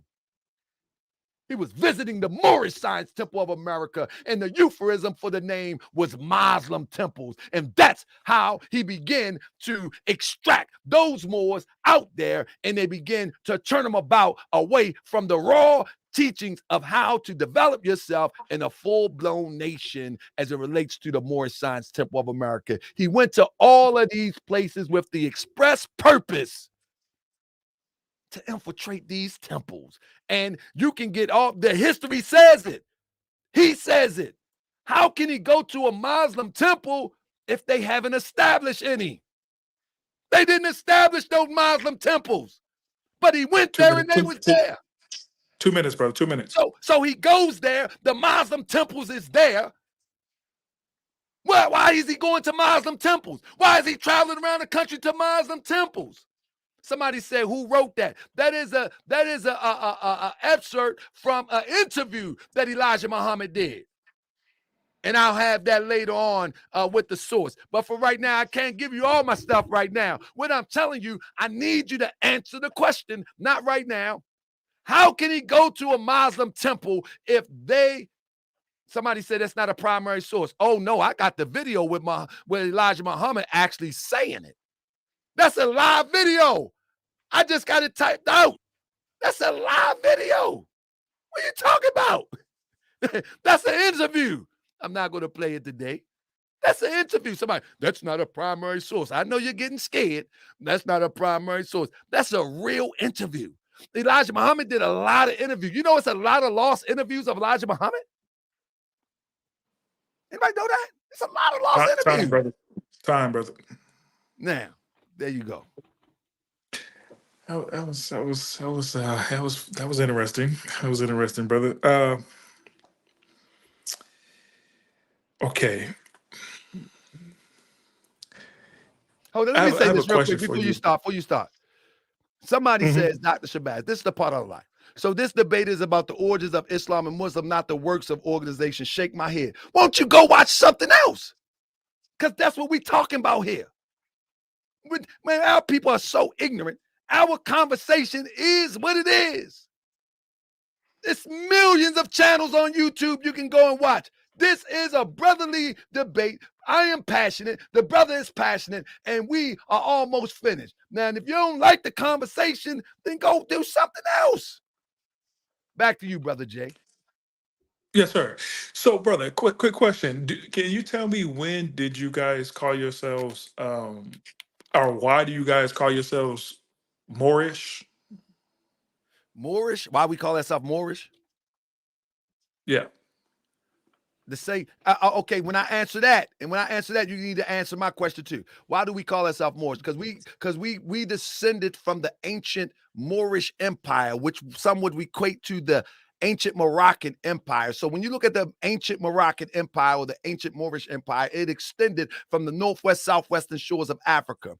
And when the Moors was expelled out of Spain, there was a papal bull given by the Catholic Pope at that time that said, go and enslave them, the infidels, the Muslims. And so we was targeted. The Moors was targeted for slavery. The Moors was. And majority of us that was coming from the northwestern, the most of us that was enslaved are plucked from the northwestern, southwestern shores of Africa, and not no specific country in particular, because the all the way up the northwestern, southwestern shores of Africa, slavery was taking place, but those was all bloodline Moors. Because before the European divided it all up, there was an empire right there. From the top all the way, Mauritania covered all the way next to Egypt, all the way down to the Ivory Coast. So these were the Moors. You know what I mean? He said Moors. What was your question, brother? And somebody said Moors is what white Europeans called outsiders. That's not true, and I can prove that. That's not true. Now, my question is, do you know that Elijah Muhammad now was referring to themselves as Moors in the 1930s? I could believe it, brother. Absolutely. Absolutely. I could believe it. And I can show and prove if need be. Yeah, I can show and prove if need be.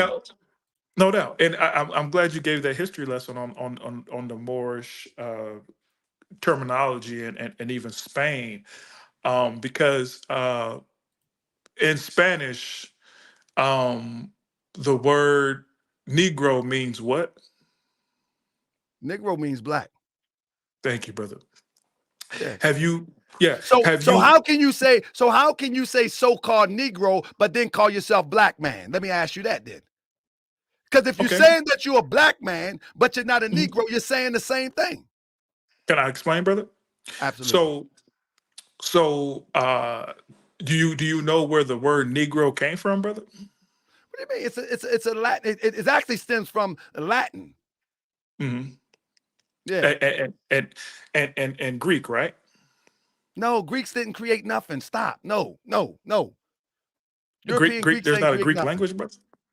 No, I'm saying they don't have a language. They don't have a language, brother? No, they have a language, but the original Afro-Asiatic language comes from Latin. People will call it Moorish Latin. Latin is the development of the language. That. Okay. And we could kind of. I mean, but you're asking questions now. But I want to hear what you. But Negro and black is synonymous. It's the same exact thing. It's just English and Spanish. Let me make my point though. So you know, there has to be a root of the word, though, brother. There has to be a source, or excuse me, where's the foundation? Like, did the word Negro just fall out the sky, though, You brother? tell me. I just told you Okay, it's Moorish Latin. so I'm about to tell you, though. That's the thing, brother. All right, come on. So the thing of it is that, yes, sir. The thing of it is because Greek, I do believe in historical connotation. I'm about to give it to you right now. Greece was before Spain, right? It was right. So if you take it to the Greek, what is black in Greek? What you mean? What is black in Greek? Black. No, what? Let me tell you. Okay, I see where you're going with this. I see where you're going. Let me break this down to you. The Greeks created a word called moro. That's what the Greeks created a word called moro. Because when they came to the shores, moro means black. All right? Moro means black. And when they came to the shores of North Africa, they seen people that was blue-black. And as an adjective, they described them as Moros. Okay, so you're saying that Moros is Greek? Let me finish. Yes, okay. It's M-O-U. It's kind of strange spelling in Greek, but yes, there's a Greek word for it. There's a Greek word, but they're describing something. I understand, but you're saying you don't know the Greek word for black, though, brother? I just told you, brother. I'm gonna pull it up for you. Let me pull it up for you. My understanding of the You're wrong. Word. You're wrong. My understanding of the word black in Greek, brother, is necro. Nah. That brother, there's a necro. When you're describing a person, I'm gonna bring it up for you. So when you describe it, when you say necro, which is Necro, I believe you're talking about something else. It means dead or black, brother, in Greek. Dead, but that has nothing to do with people, brother. I'm gonna give it to you in a minute. So are you saying that Negro means black, but necro doesn't mean black, brother? No, what I'm telling you is that, brother, listen, let me break it down to you. When they're talking about people in Greek, the word is M-O-U. I'm going to bring it up for you in a second. Like mulatto or some of these other words they have for. I get what you're saying, brother. I'm just trying to let you know. You when I asked you about the Moorish history of the word, right, I understand, brother. When I asked you about the Moorish history, the word Moorish and where y'all got that from, you brought it back to Spain, and I didn't give you the origin yet. You brought up Spain, though, brother. But I didn't give you the origin yet. I answered your question. I'll give you the origin in a minute. I don't know what origin you're talking about, but what I'm saying, though, brother, is that you said, how can we say the so-called Negro, then call ourselves, black man? The thing of it is that by the story you just said about what the Moors had to deal with in Spain, right? The word Negro was said to be a negative word for the most part. It was destined to be a negative word. And so I'm saying that they got the word from the word necro out of Greek because Spanish is a mixture of Latin and Greek. Well, brother. And so if you hear me out, brother, hear me out. Listen to me, brother. If you take the word necro, which means black or dead, what we have in our teachings, we're called the dead people, right? The so-called Egyptians or Cometians were called the dead people, the people of the dead, excuse me. So what I'm saying, brother, is that I'm bringing it up to modern time, brother. So we've been called colored, Negro, and now we've calling ourselves black, right? Brother, on the screen is the Greek word for black as it relates to people. They're on the screen, brother. But there is a word called necro in Greek too. But the point that you're making is not making sense. What I'm trying to make sense of is this. It's science, brother. What I'm trying to make sense, what I'm trying to help you to understand is that more, the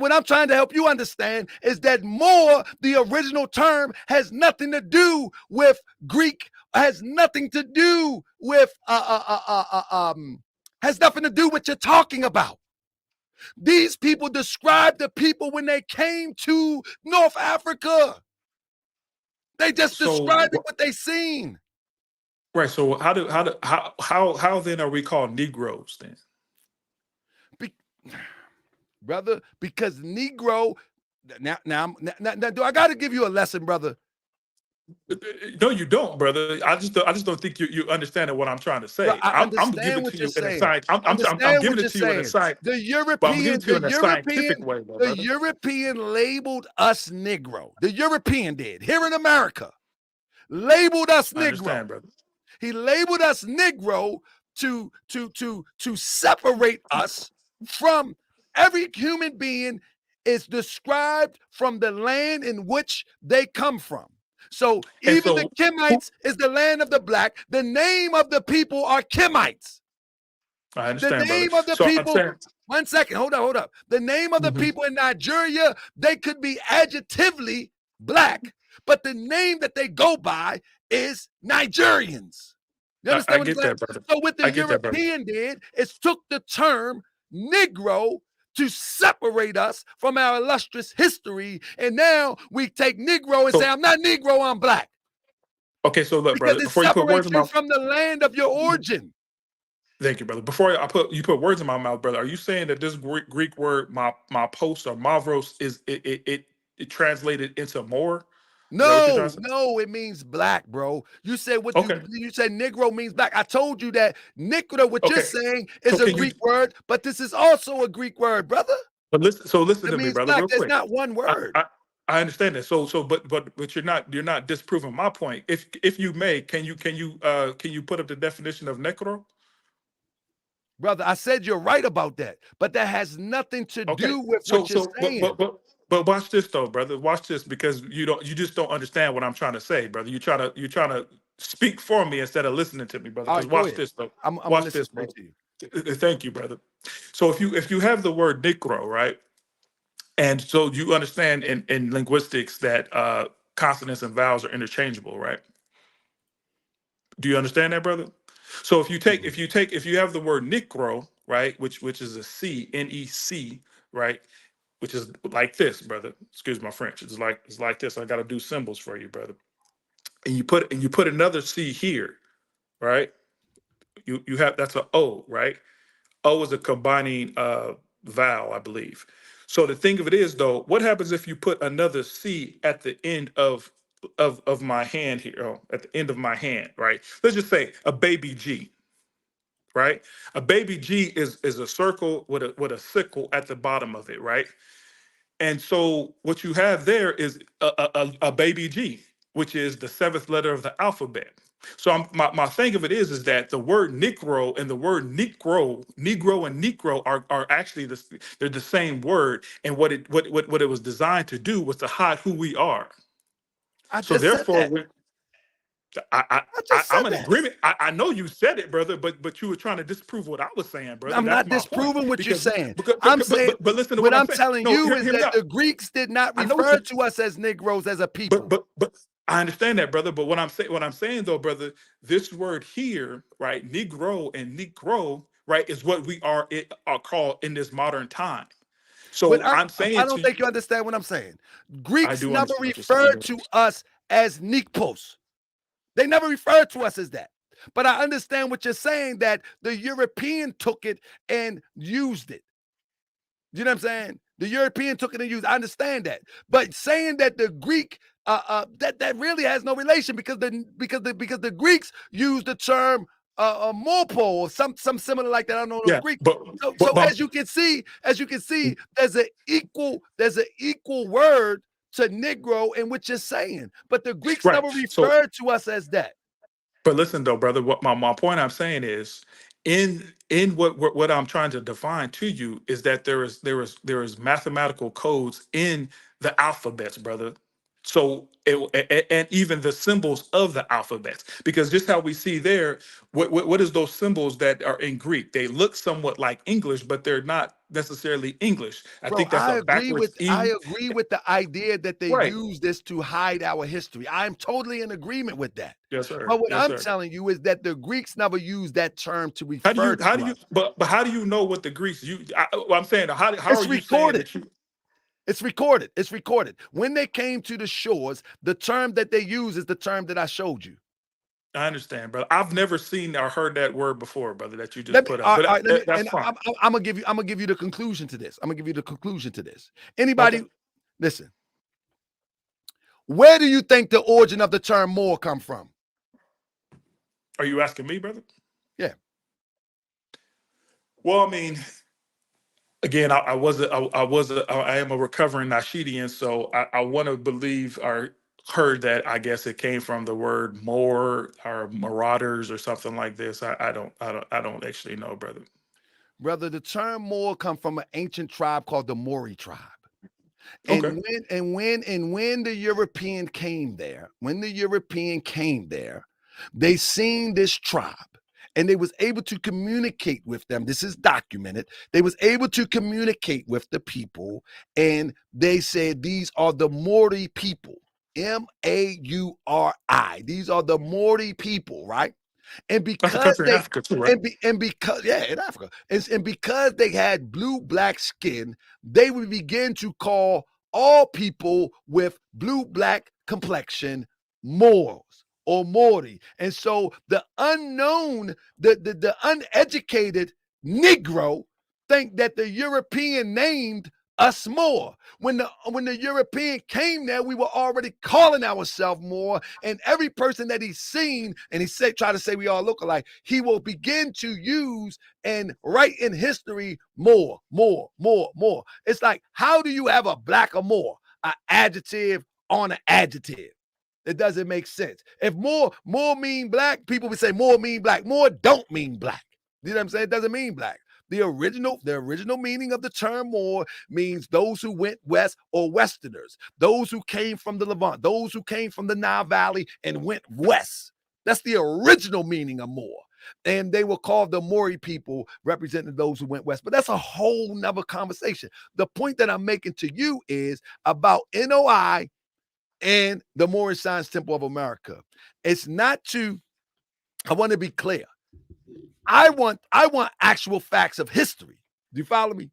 And when I look at the Moorish Science Temple of America and what it has suffered and the benefit that it offers, then I think it's time to look at history through a microscope and see where we went wrong and what went wrong.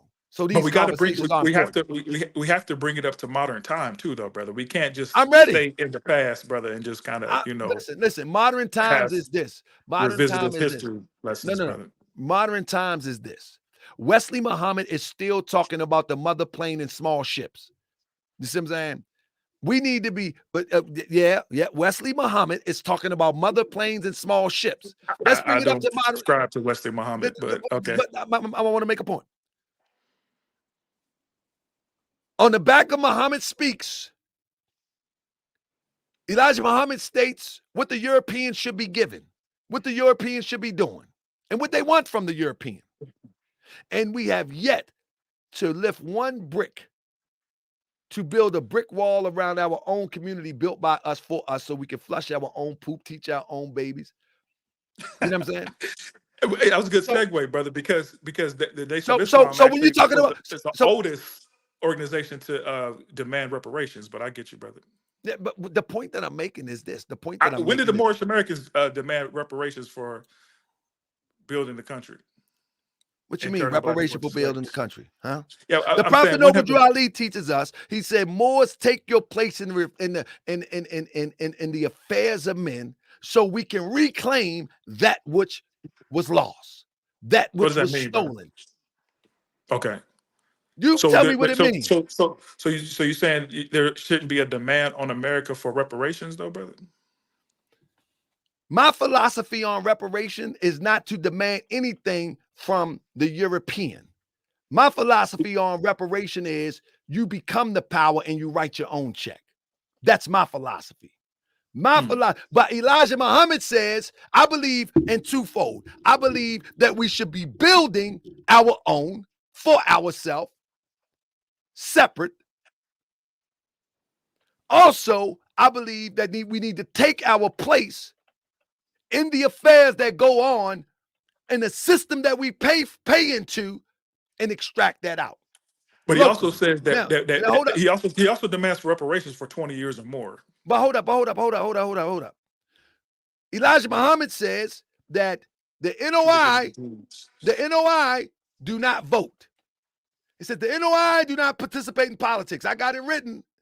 Now, you can't even write the check if you don't get in the seat. So we need a twofold fight. We need to build our own, and we also need to take local politics by storm by learning how to block vote, learning how to block vote.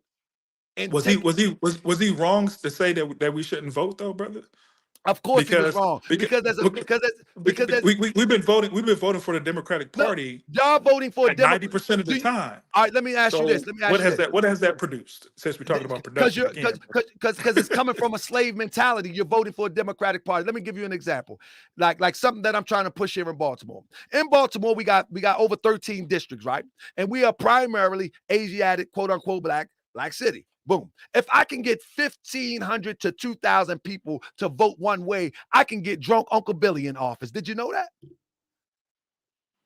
And if drunk Uncle Billy is loyal to our cause, drunk Uncle Billy can write the check. Did you know that? Did you know that? Did you know that? Do you know that's how other nationalities, do you know that's how other nationalities take over communities and get the check? Brother, George Santos was just outed out of the Congress. I didn't ask you about George Santos. Because somebody, I understand, but just because somebody gets into office doesn't mean that they're going to stay or be loyal, brother. Listen, what I'm saying. I didn't ask you all that. Did you know that the Pakistanians, when they come here, that they start to put themselves in position to vote, and they also sending money back home to build their little village? Did you know that? And then you got Pakistanians all in office writing a check for their own people. Did you know that? Did you know that's how did you know that's how what you call it Chinatown in New York was built? I mean, it sounds like cronyism, but I get what you're saying, brother. You can call it what you want, but guess what? They taking that money and sending it back home. Well, this is probably why you're good friends with Ben X, because I think he does the same kind of thing with. No, I don't do any of that. I don't do any of that. Scams, I believe in twofold. I believe we need to build our own. We need to depend on us.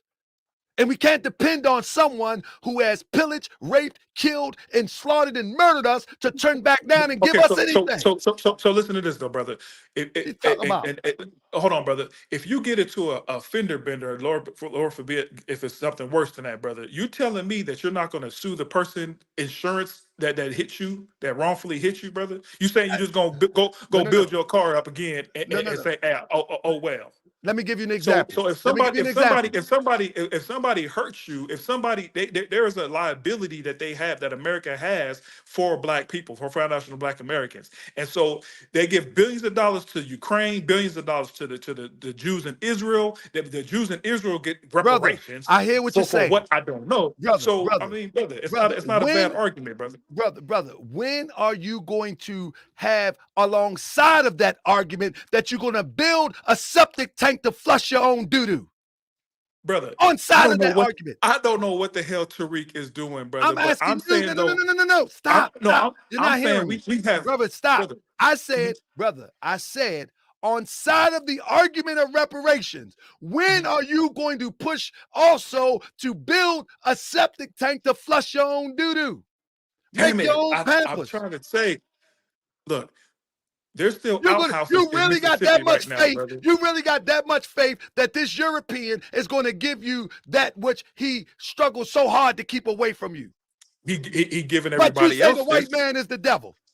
He damn sure is the devil, brother, and that's why he's not giving it to us. Now the devil is going to repay you back for his devilish ways. You can make the devil do what you need him to do. Just don't drop the goddamn guns. Y'all hear this? He said that the devil, he said the white man is the devil. Lose kryptonite. He says that the white man is the devil. But now the devil has went so off the deep end to keep that from us, which is ours. And now all of a sudden, the devil gonna be gracious and give you everything that he took from you, give it back to you. Look, I'm gonna play devil's advocate. I'll wait on that. I'm gonna play devil's advocate right now. Don't play the devil's advocate with me. Play the angel's advocate. You want to be the devil now. Why you want to be the devil? No. Be the angel's advocate. Advocate for the angels. Thank you, brother. Now, Why you want to be the devil's advocate? there are angels of death, though, too, brother. So, when we talk about angels, I As don't know, long as brother. it's an angel. Don't But get too now, I spooky on need me, you to brother. answer the question. I need you to. Now, I don't believe Yeah, angels are spooky. I believe angels look like I me get and you, you, brother. walking flesh and blood. Now, I need that. Oh, Do you I'll tell you, man. truly Yes, sir. believe?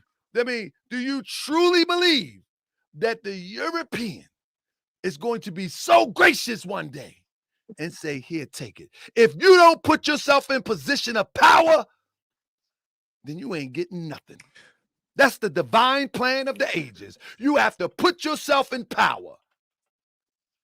And you Well, have the to be Nation of loyal Islam, to the as cause. the Nation of Islam is the most powerful black organization on the planet. So, That's not true. if You don't if follow if Farrakhan. if How and can you say when that? I'm not talking What about me, nation I'm of talking about the Islam most are you honorable Elijah talking about? Muhammad. I'm talking about the most honorable Elijah Muhammad. So Elijah I'm Muhammad saying is though, not here no more. What are you he talking definitely about? is here. But what I'm saying though is this. What I'm saying though is this, brother.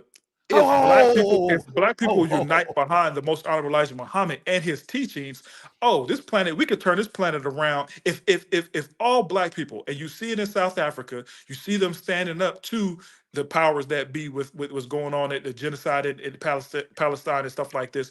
If the black people of the world unite under the most honorable Elijah Muhammad's message, this ain't gonna be turned around in brother, overnight. brother, And this brother, is why the brother. most honorable Elijah Muhammad says that our unity is like an atomic bomb. They Hey, threaten brother, all the time, Putin and brother, that everybody else stuff, of brother, atomic bombs, brother, brother. brother, brother, that is beautiful to bring people together, but not practical when you're talking about where we need to go. No, we don't need the 10%. We No, no, just need no. to change the That's minds of the beautiful 85%. talk to bring people together, but it's not practical for what we need to go, for where we need to go. That sounds pretty good that we're And atomic bomb.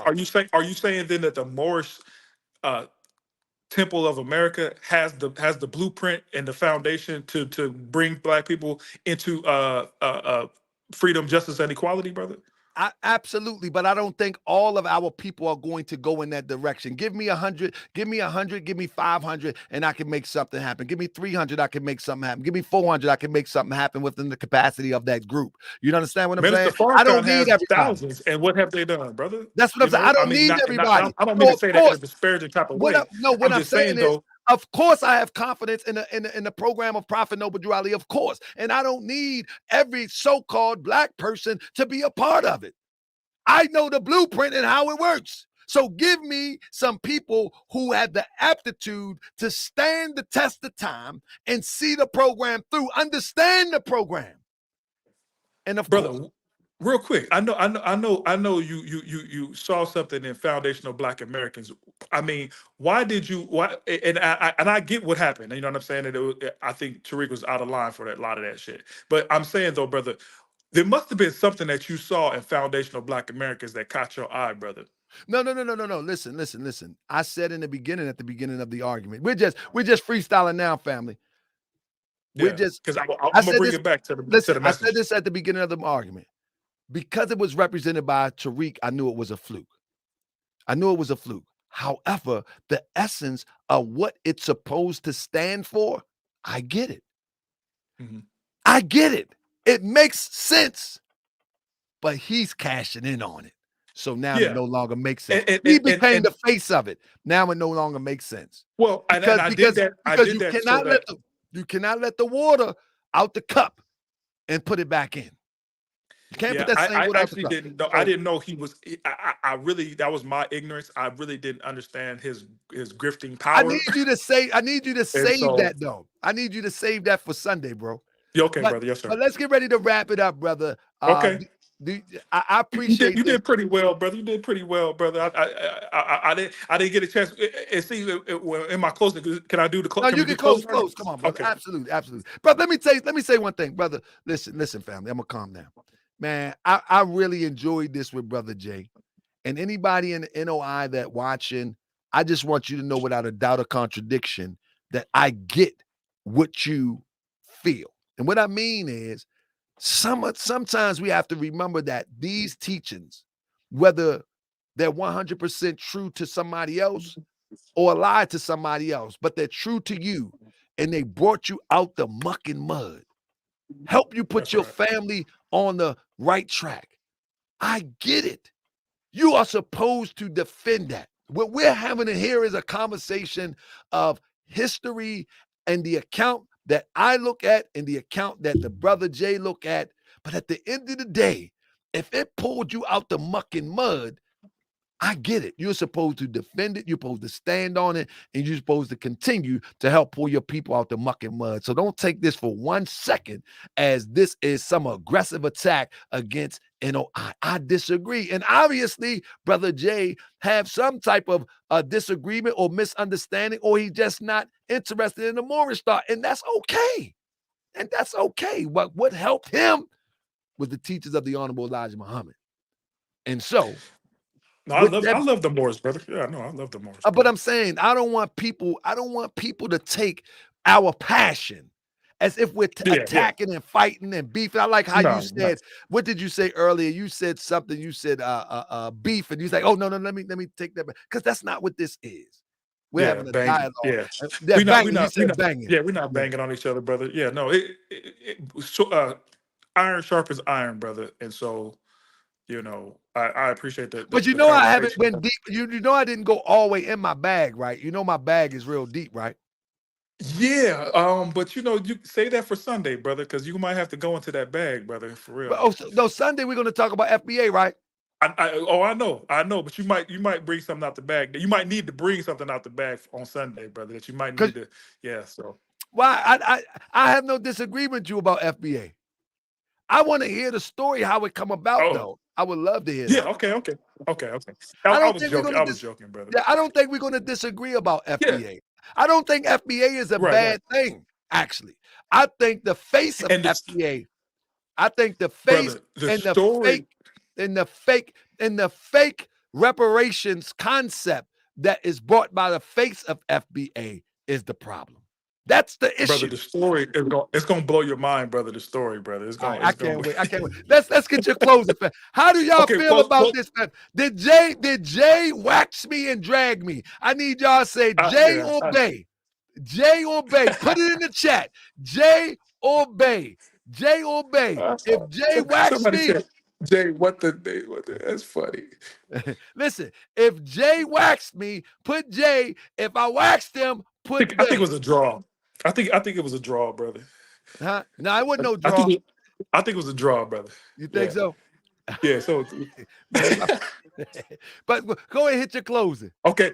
My closing, brother, is the most honorable Elijah Muhammad is the last messenger, and that his teachings will be Hey, hold on.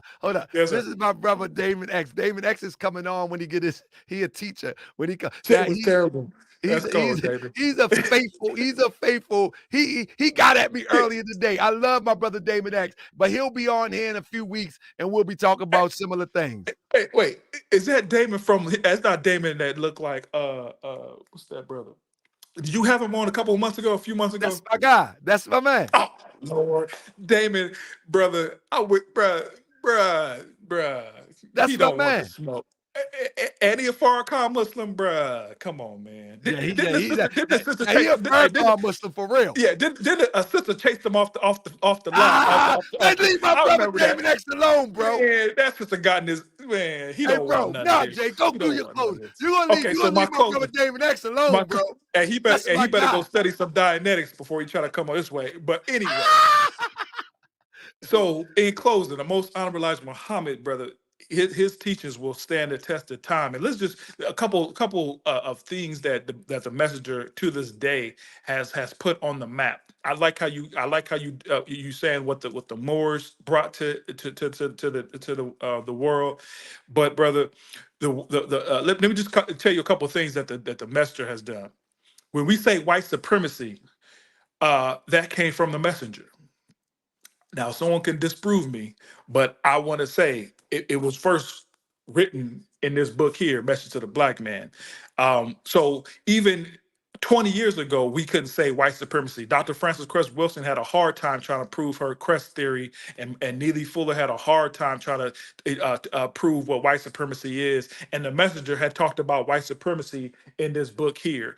Okay, so that's one thing that still has the stamp of the messenger's divine supreme wisdom on it.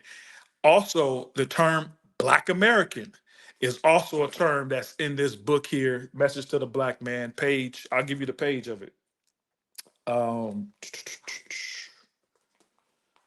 Page 215 is where the messenger talks about the Black American. Of course, he goes into saying that we're not Americans and has several excerpts on why we're not Americans and stuff like that. But yet still, he coined the term Black American. So when I called this the foundation of Black Americans, the most honorable Elijah Muhammad is the foundation of Black America. And so with that being said, I thank you for this conversation, brother, and I appreciate your platform, and I love you, brother. I respect you, and hopefully we could do this again. And Damon X, I wish you come on, brother. Let's go. Hey, bro, Let's go at it. Anybody else? I think we go. Hey, bro, are you willing?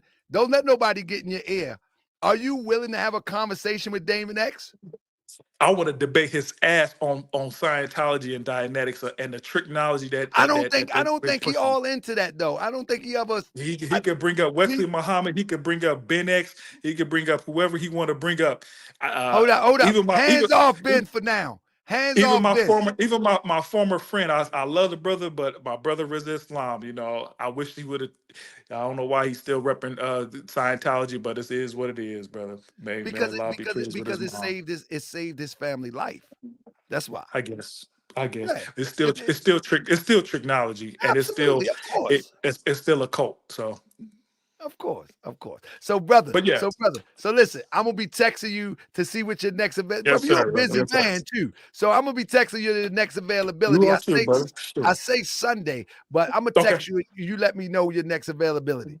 Are you I would love to hear this story tomorrow, bro.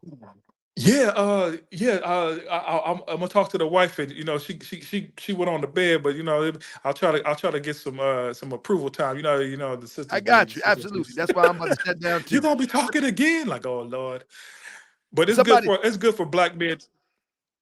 Somebody says, GS, please debate a minister from NOI. I would love to. I will bring out the deep chic bag if Wesley Muhammad step up. I will bring out the deep chic bag. Wesley, to me, is not all that tough, but okay. I mean, no, I don't think Wesley. Maybe Dimitri. But Dimitri might give you a run for your money, but I don't think Wesley has. I don't know. Wesley gives off the scholar vibe, but not the vibe of defending the nation. He remind me of my weed head cousin. So I mean, you know, I don't think he can put up a good defense. I listen to Wesley and I like Wesley, but I don't think he can put up a good defense from a scholarly perspective of the historical aspect of the Nation of Islam. I don't think many can though, because many people get caught up in the dogma. Yeah, and I wish you and Brother Eric Muhammad could really kind of like, because I thought that a dialogue that you did, I didn't realize it was a replay, but I mean I wish that was so.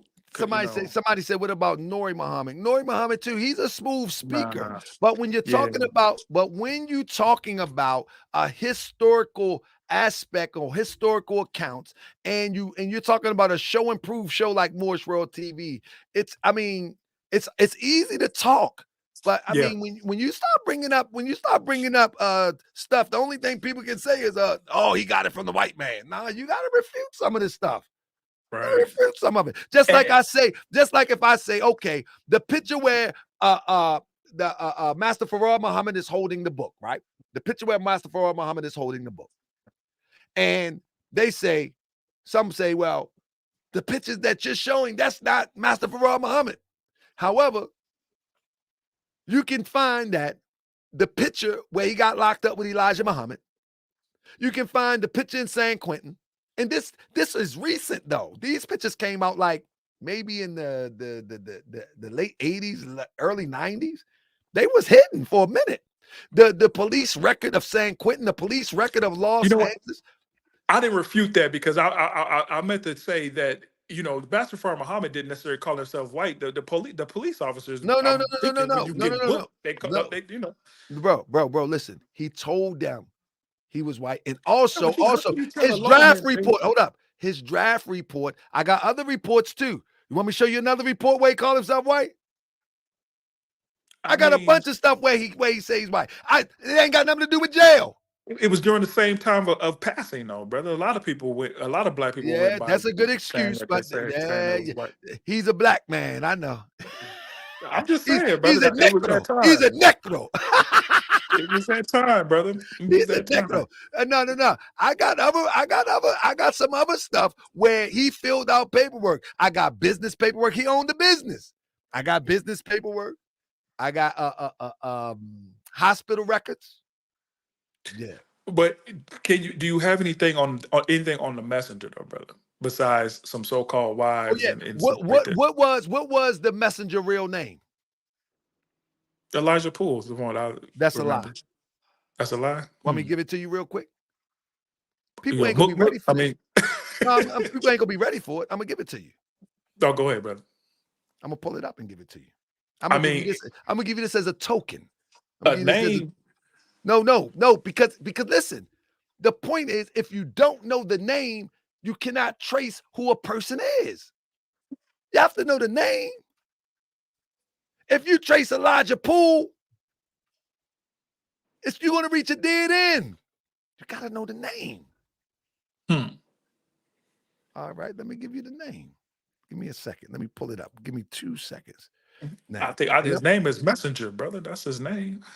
See, now you done gone crazy. Now you tripping. So I ain't even gonna give you the goods then. Because if you want his name be Messenger, then you go ahead and be Messenger. Because you talk crazy. You know what I mean? You talk crazy now. You know what I mean? That's what you want his name be? Huh? Man, brother, I don't even, I'm like Brother Eric, but I don't care, brother. I don't care. No, what I'm saying is, when you're talking about researching something, right? One of the first things you got to identify is people, places, and things. Don't you agree? I mean, okay. And so, in order to identify who Elijah Muhammad truly is, the first thing that you got to find out is his real name. Wouldn't that make sense? Jesus isn't that man's real name, but people swear to God that was his name. That's not what I asked you. What I'm asking you, that if you want to find out who Elijah Muhammad is, wouldn't it make sense to first find out what his real name is? That's all I'm asking. You won't know who he is. I'm gonna leave it like that then. Yeah, I'm gonna leave it like that then. Don't worry about it. You know what I mean? Don't worry about it. It's not important to you. It really isn't, brother. All right, that's fine. And so I'm a researcher. So when I'm trying to figure out who somebody is, I respect your research. When I'm trying to figure out who somebody is, and I reach a dead end with one name, then I have to come to the conclusion that maybe that's not his name. Damn. Maybe that's not his name. And so it's like Marcus Sanders, huh? That's right. You know what I mean? People thought his name was Marcus Sanders all the time. When in fact, his name, he interchanged that with Marcus Thomas. Right. Can be proven. Can be proven. You see what I'm saying? Somebody say, so what's his name? Yeah, hey, Baller Die. Why you want to know? Yeah. What's Baller Die? What's Baller Die's philosophy? No, we're going to leave it at that, brother. I appreciate you, brother. Right. Text me, yes, let me know if you can come. I want to talk about FBA tomorrow. Okay, we're on the same time, brother? If you're available, absolutely. Okay, no doubt. Let me let you go. I don't want you to get in trouble. Nah, I ain't going to get in trouble, brother. The black man ain't God. You going to get in trouble. The black man is God, brother. The black man is God, brother. Polite said the black woman God. Oh, Lord. You see where he at.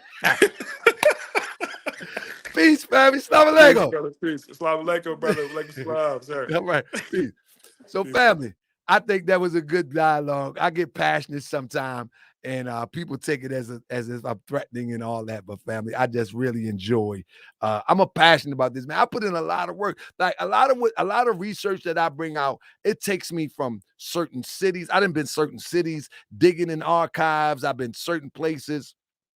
You know what I mean? I've been certain places, dig up stuff. And so when I research, it's not just a Google search to me. So I be real passionate about it. I be super passionate about it. You know what I'm saying? Super passionate about it. But I don't mean no harm. I think we should just have accurate history. And if we say we believe in something, then why not have the truth as it really is, not as it was given to us. That's where I'm at with it. You know what I mean? That's where I'm at with it. But family, I think today was a good day. It's a good show, family. Don't forget to circle back and leave a comment, family, because when you leave a comment, that helps the video get a little bit more spin, get a little bit more circulation. So circle back, I mean to say, and leave a comment. You know what I'm saying? And leave a comment sometimes, you know what I mean? And then we just got to wake up, family. Let's see what we get. All right, here we go again. Yeah. Yes, sir. Let me see what we got. Check some people. Moorish world. Taharka Bey. Islam. I guess I gotta do what I gotta do. That's right. Islam. We for love, truth, peace, and freedom.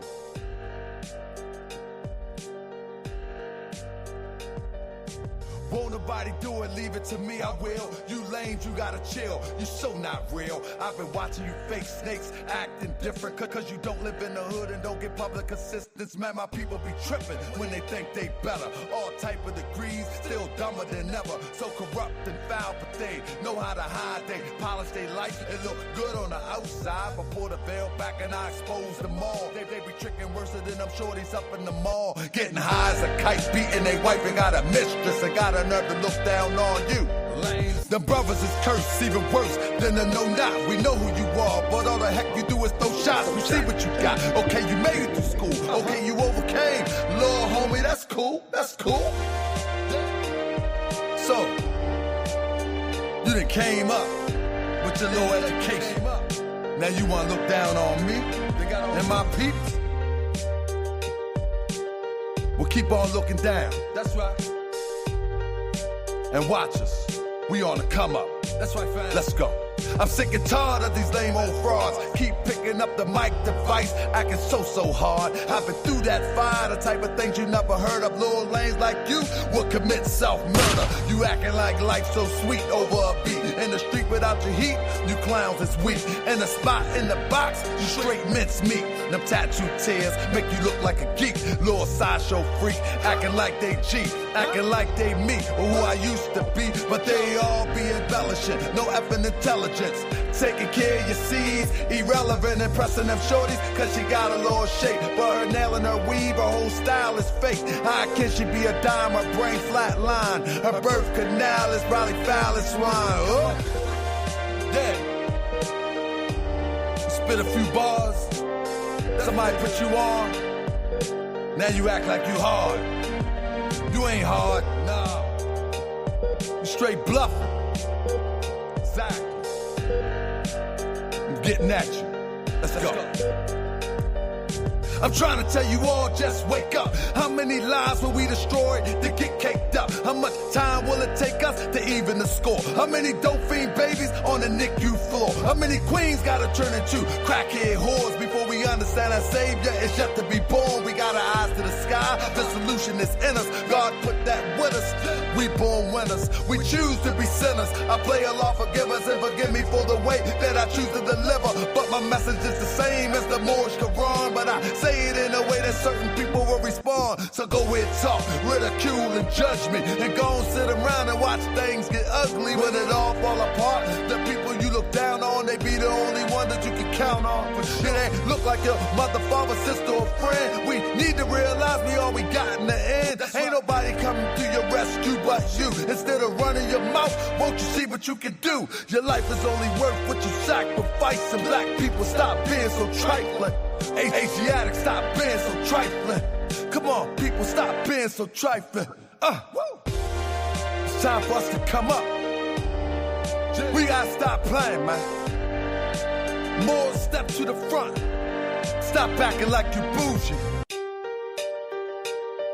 All right, here we go again. Yeah.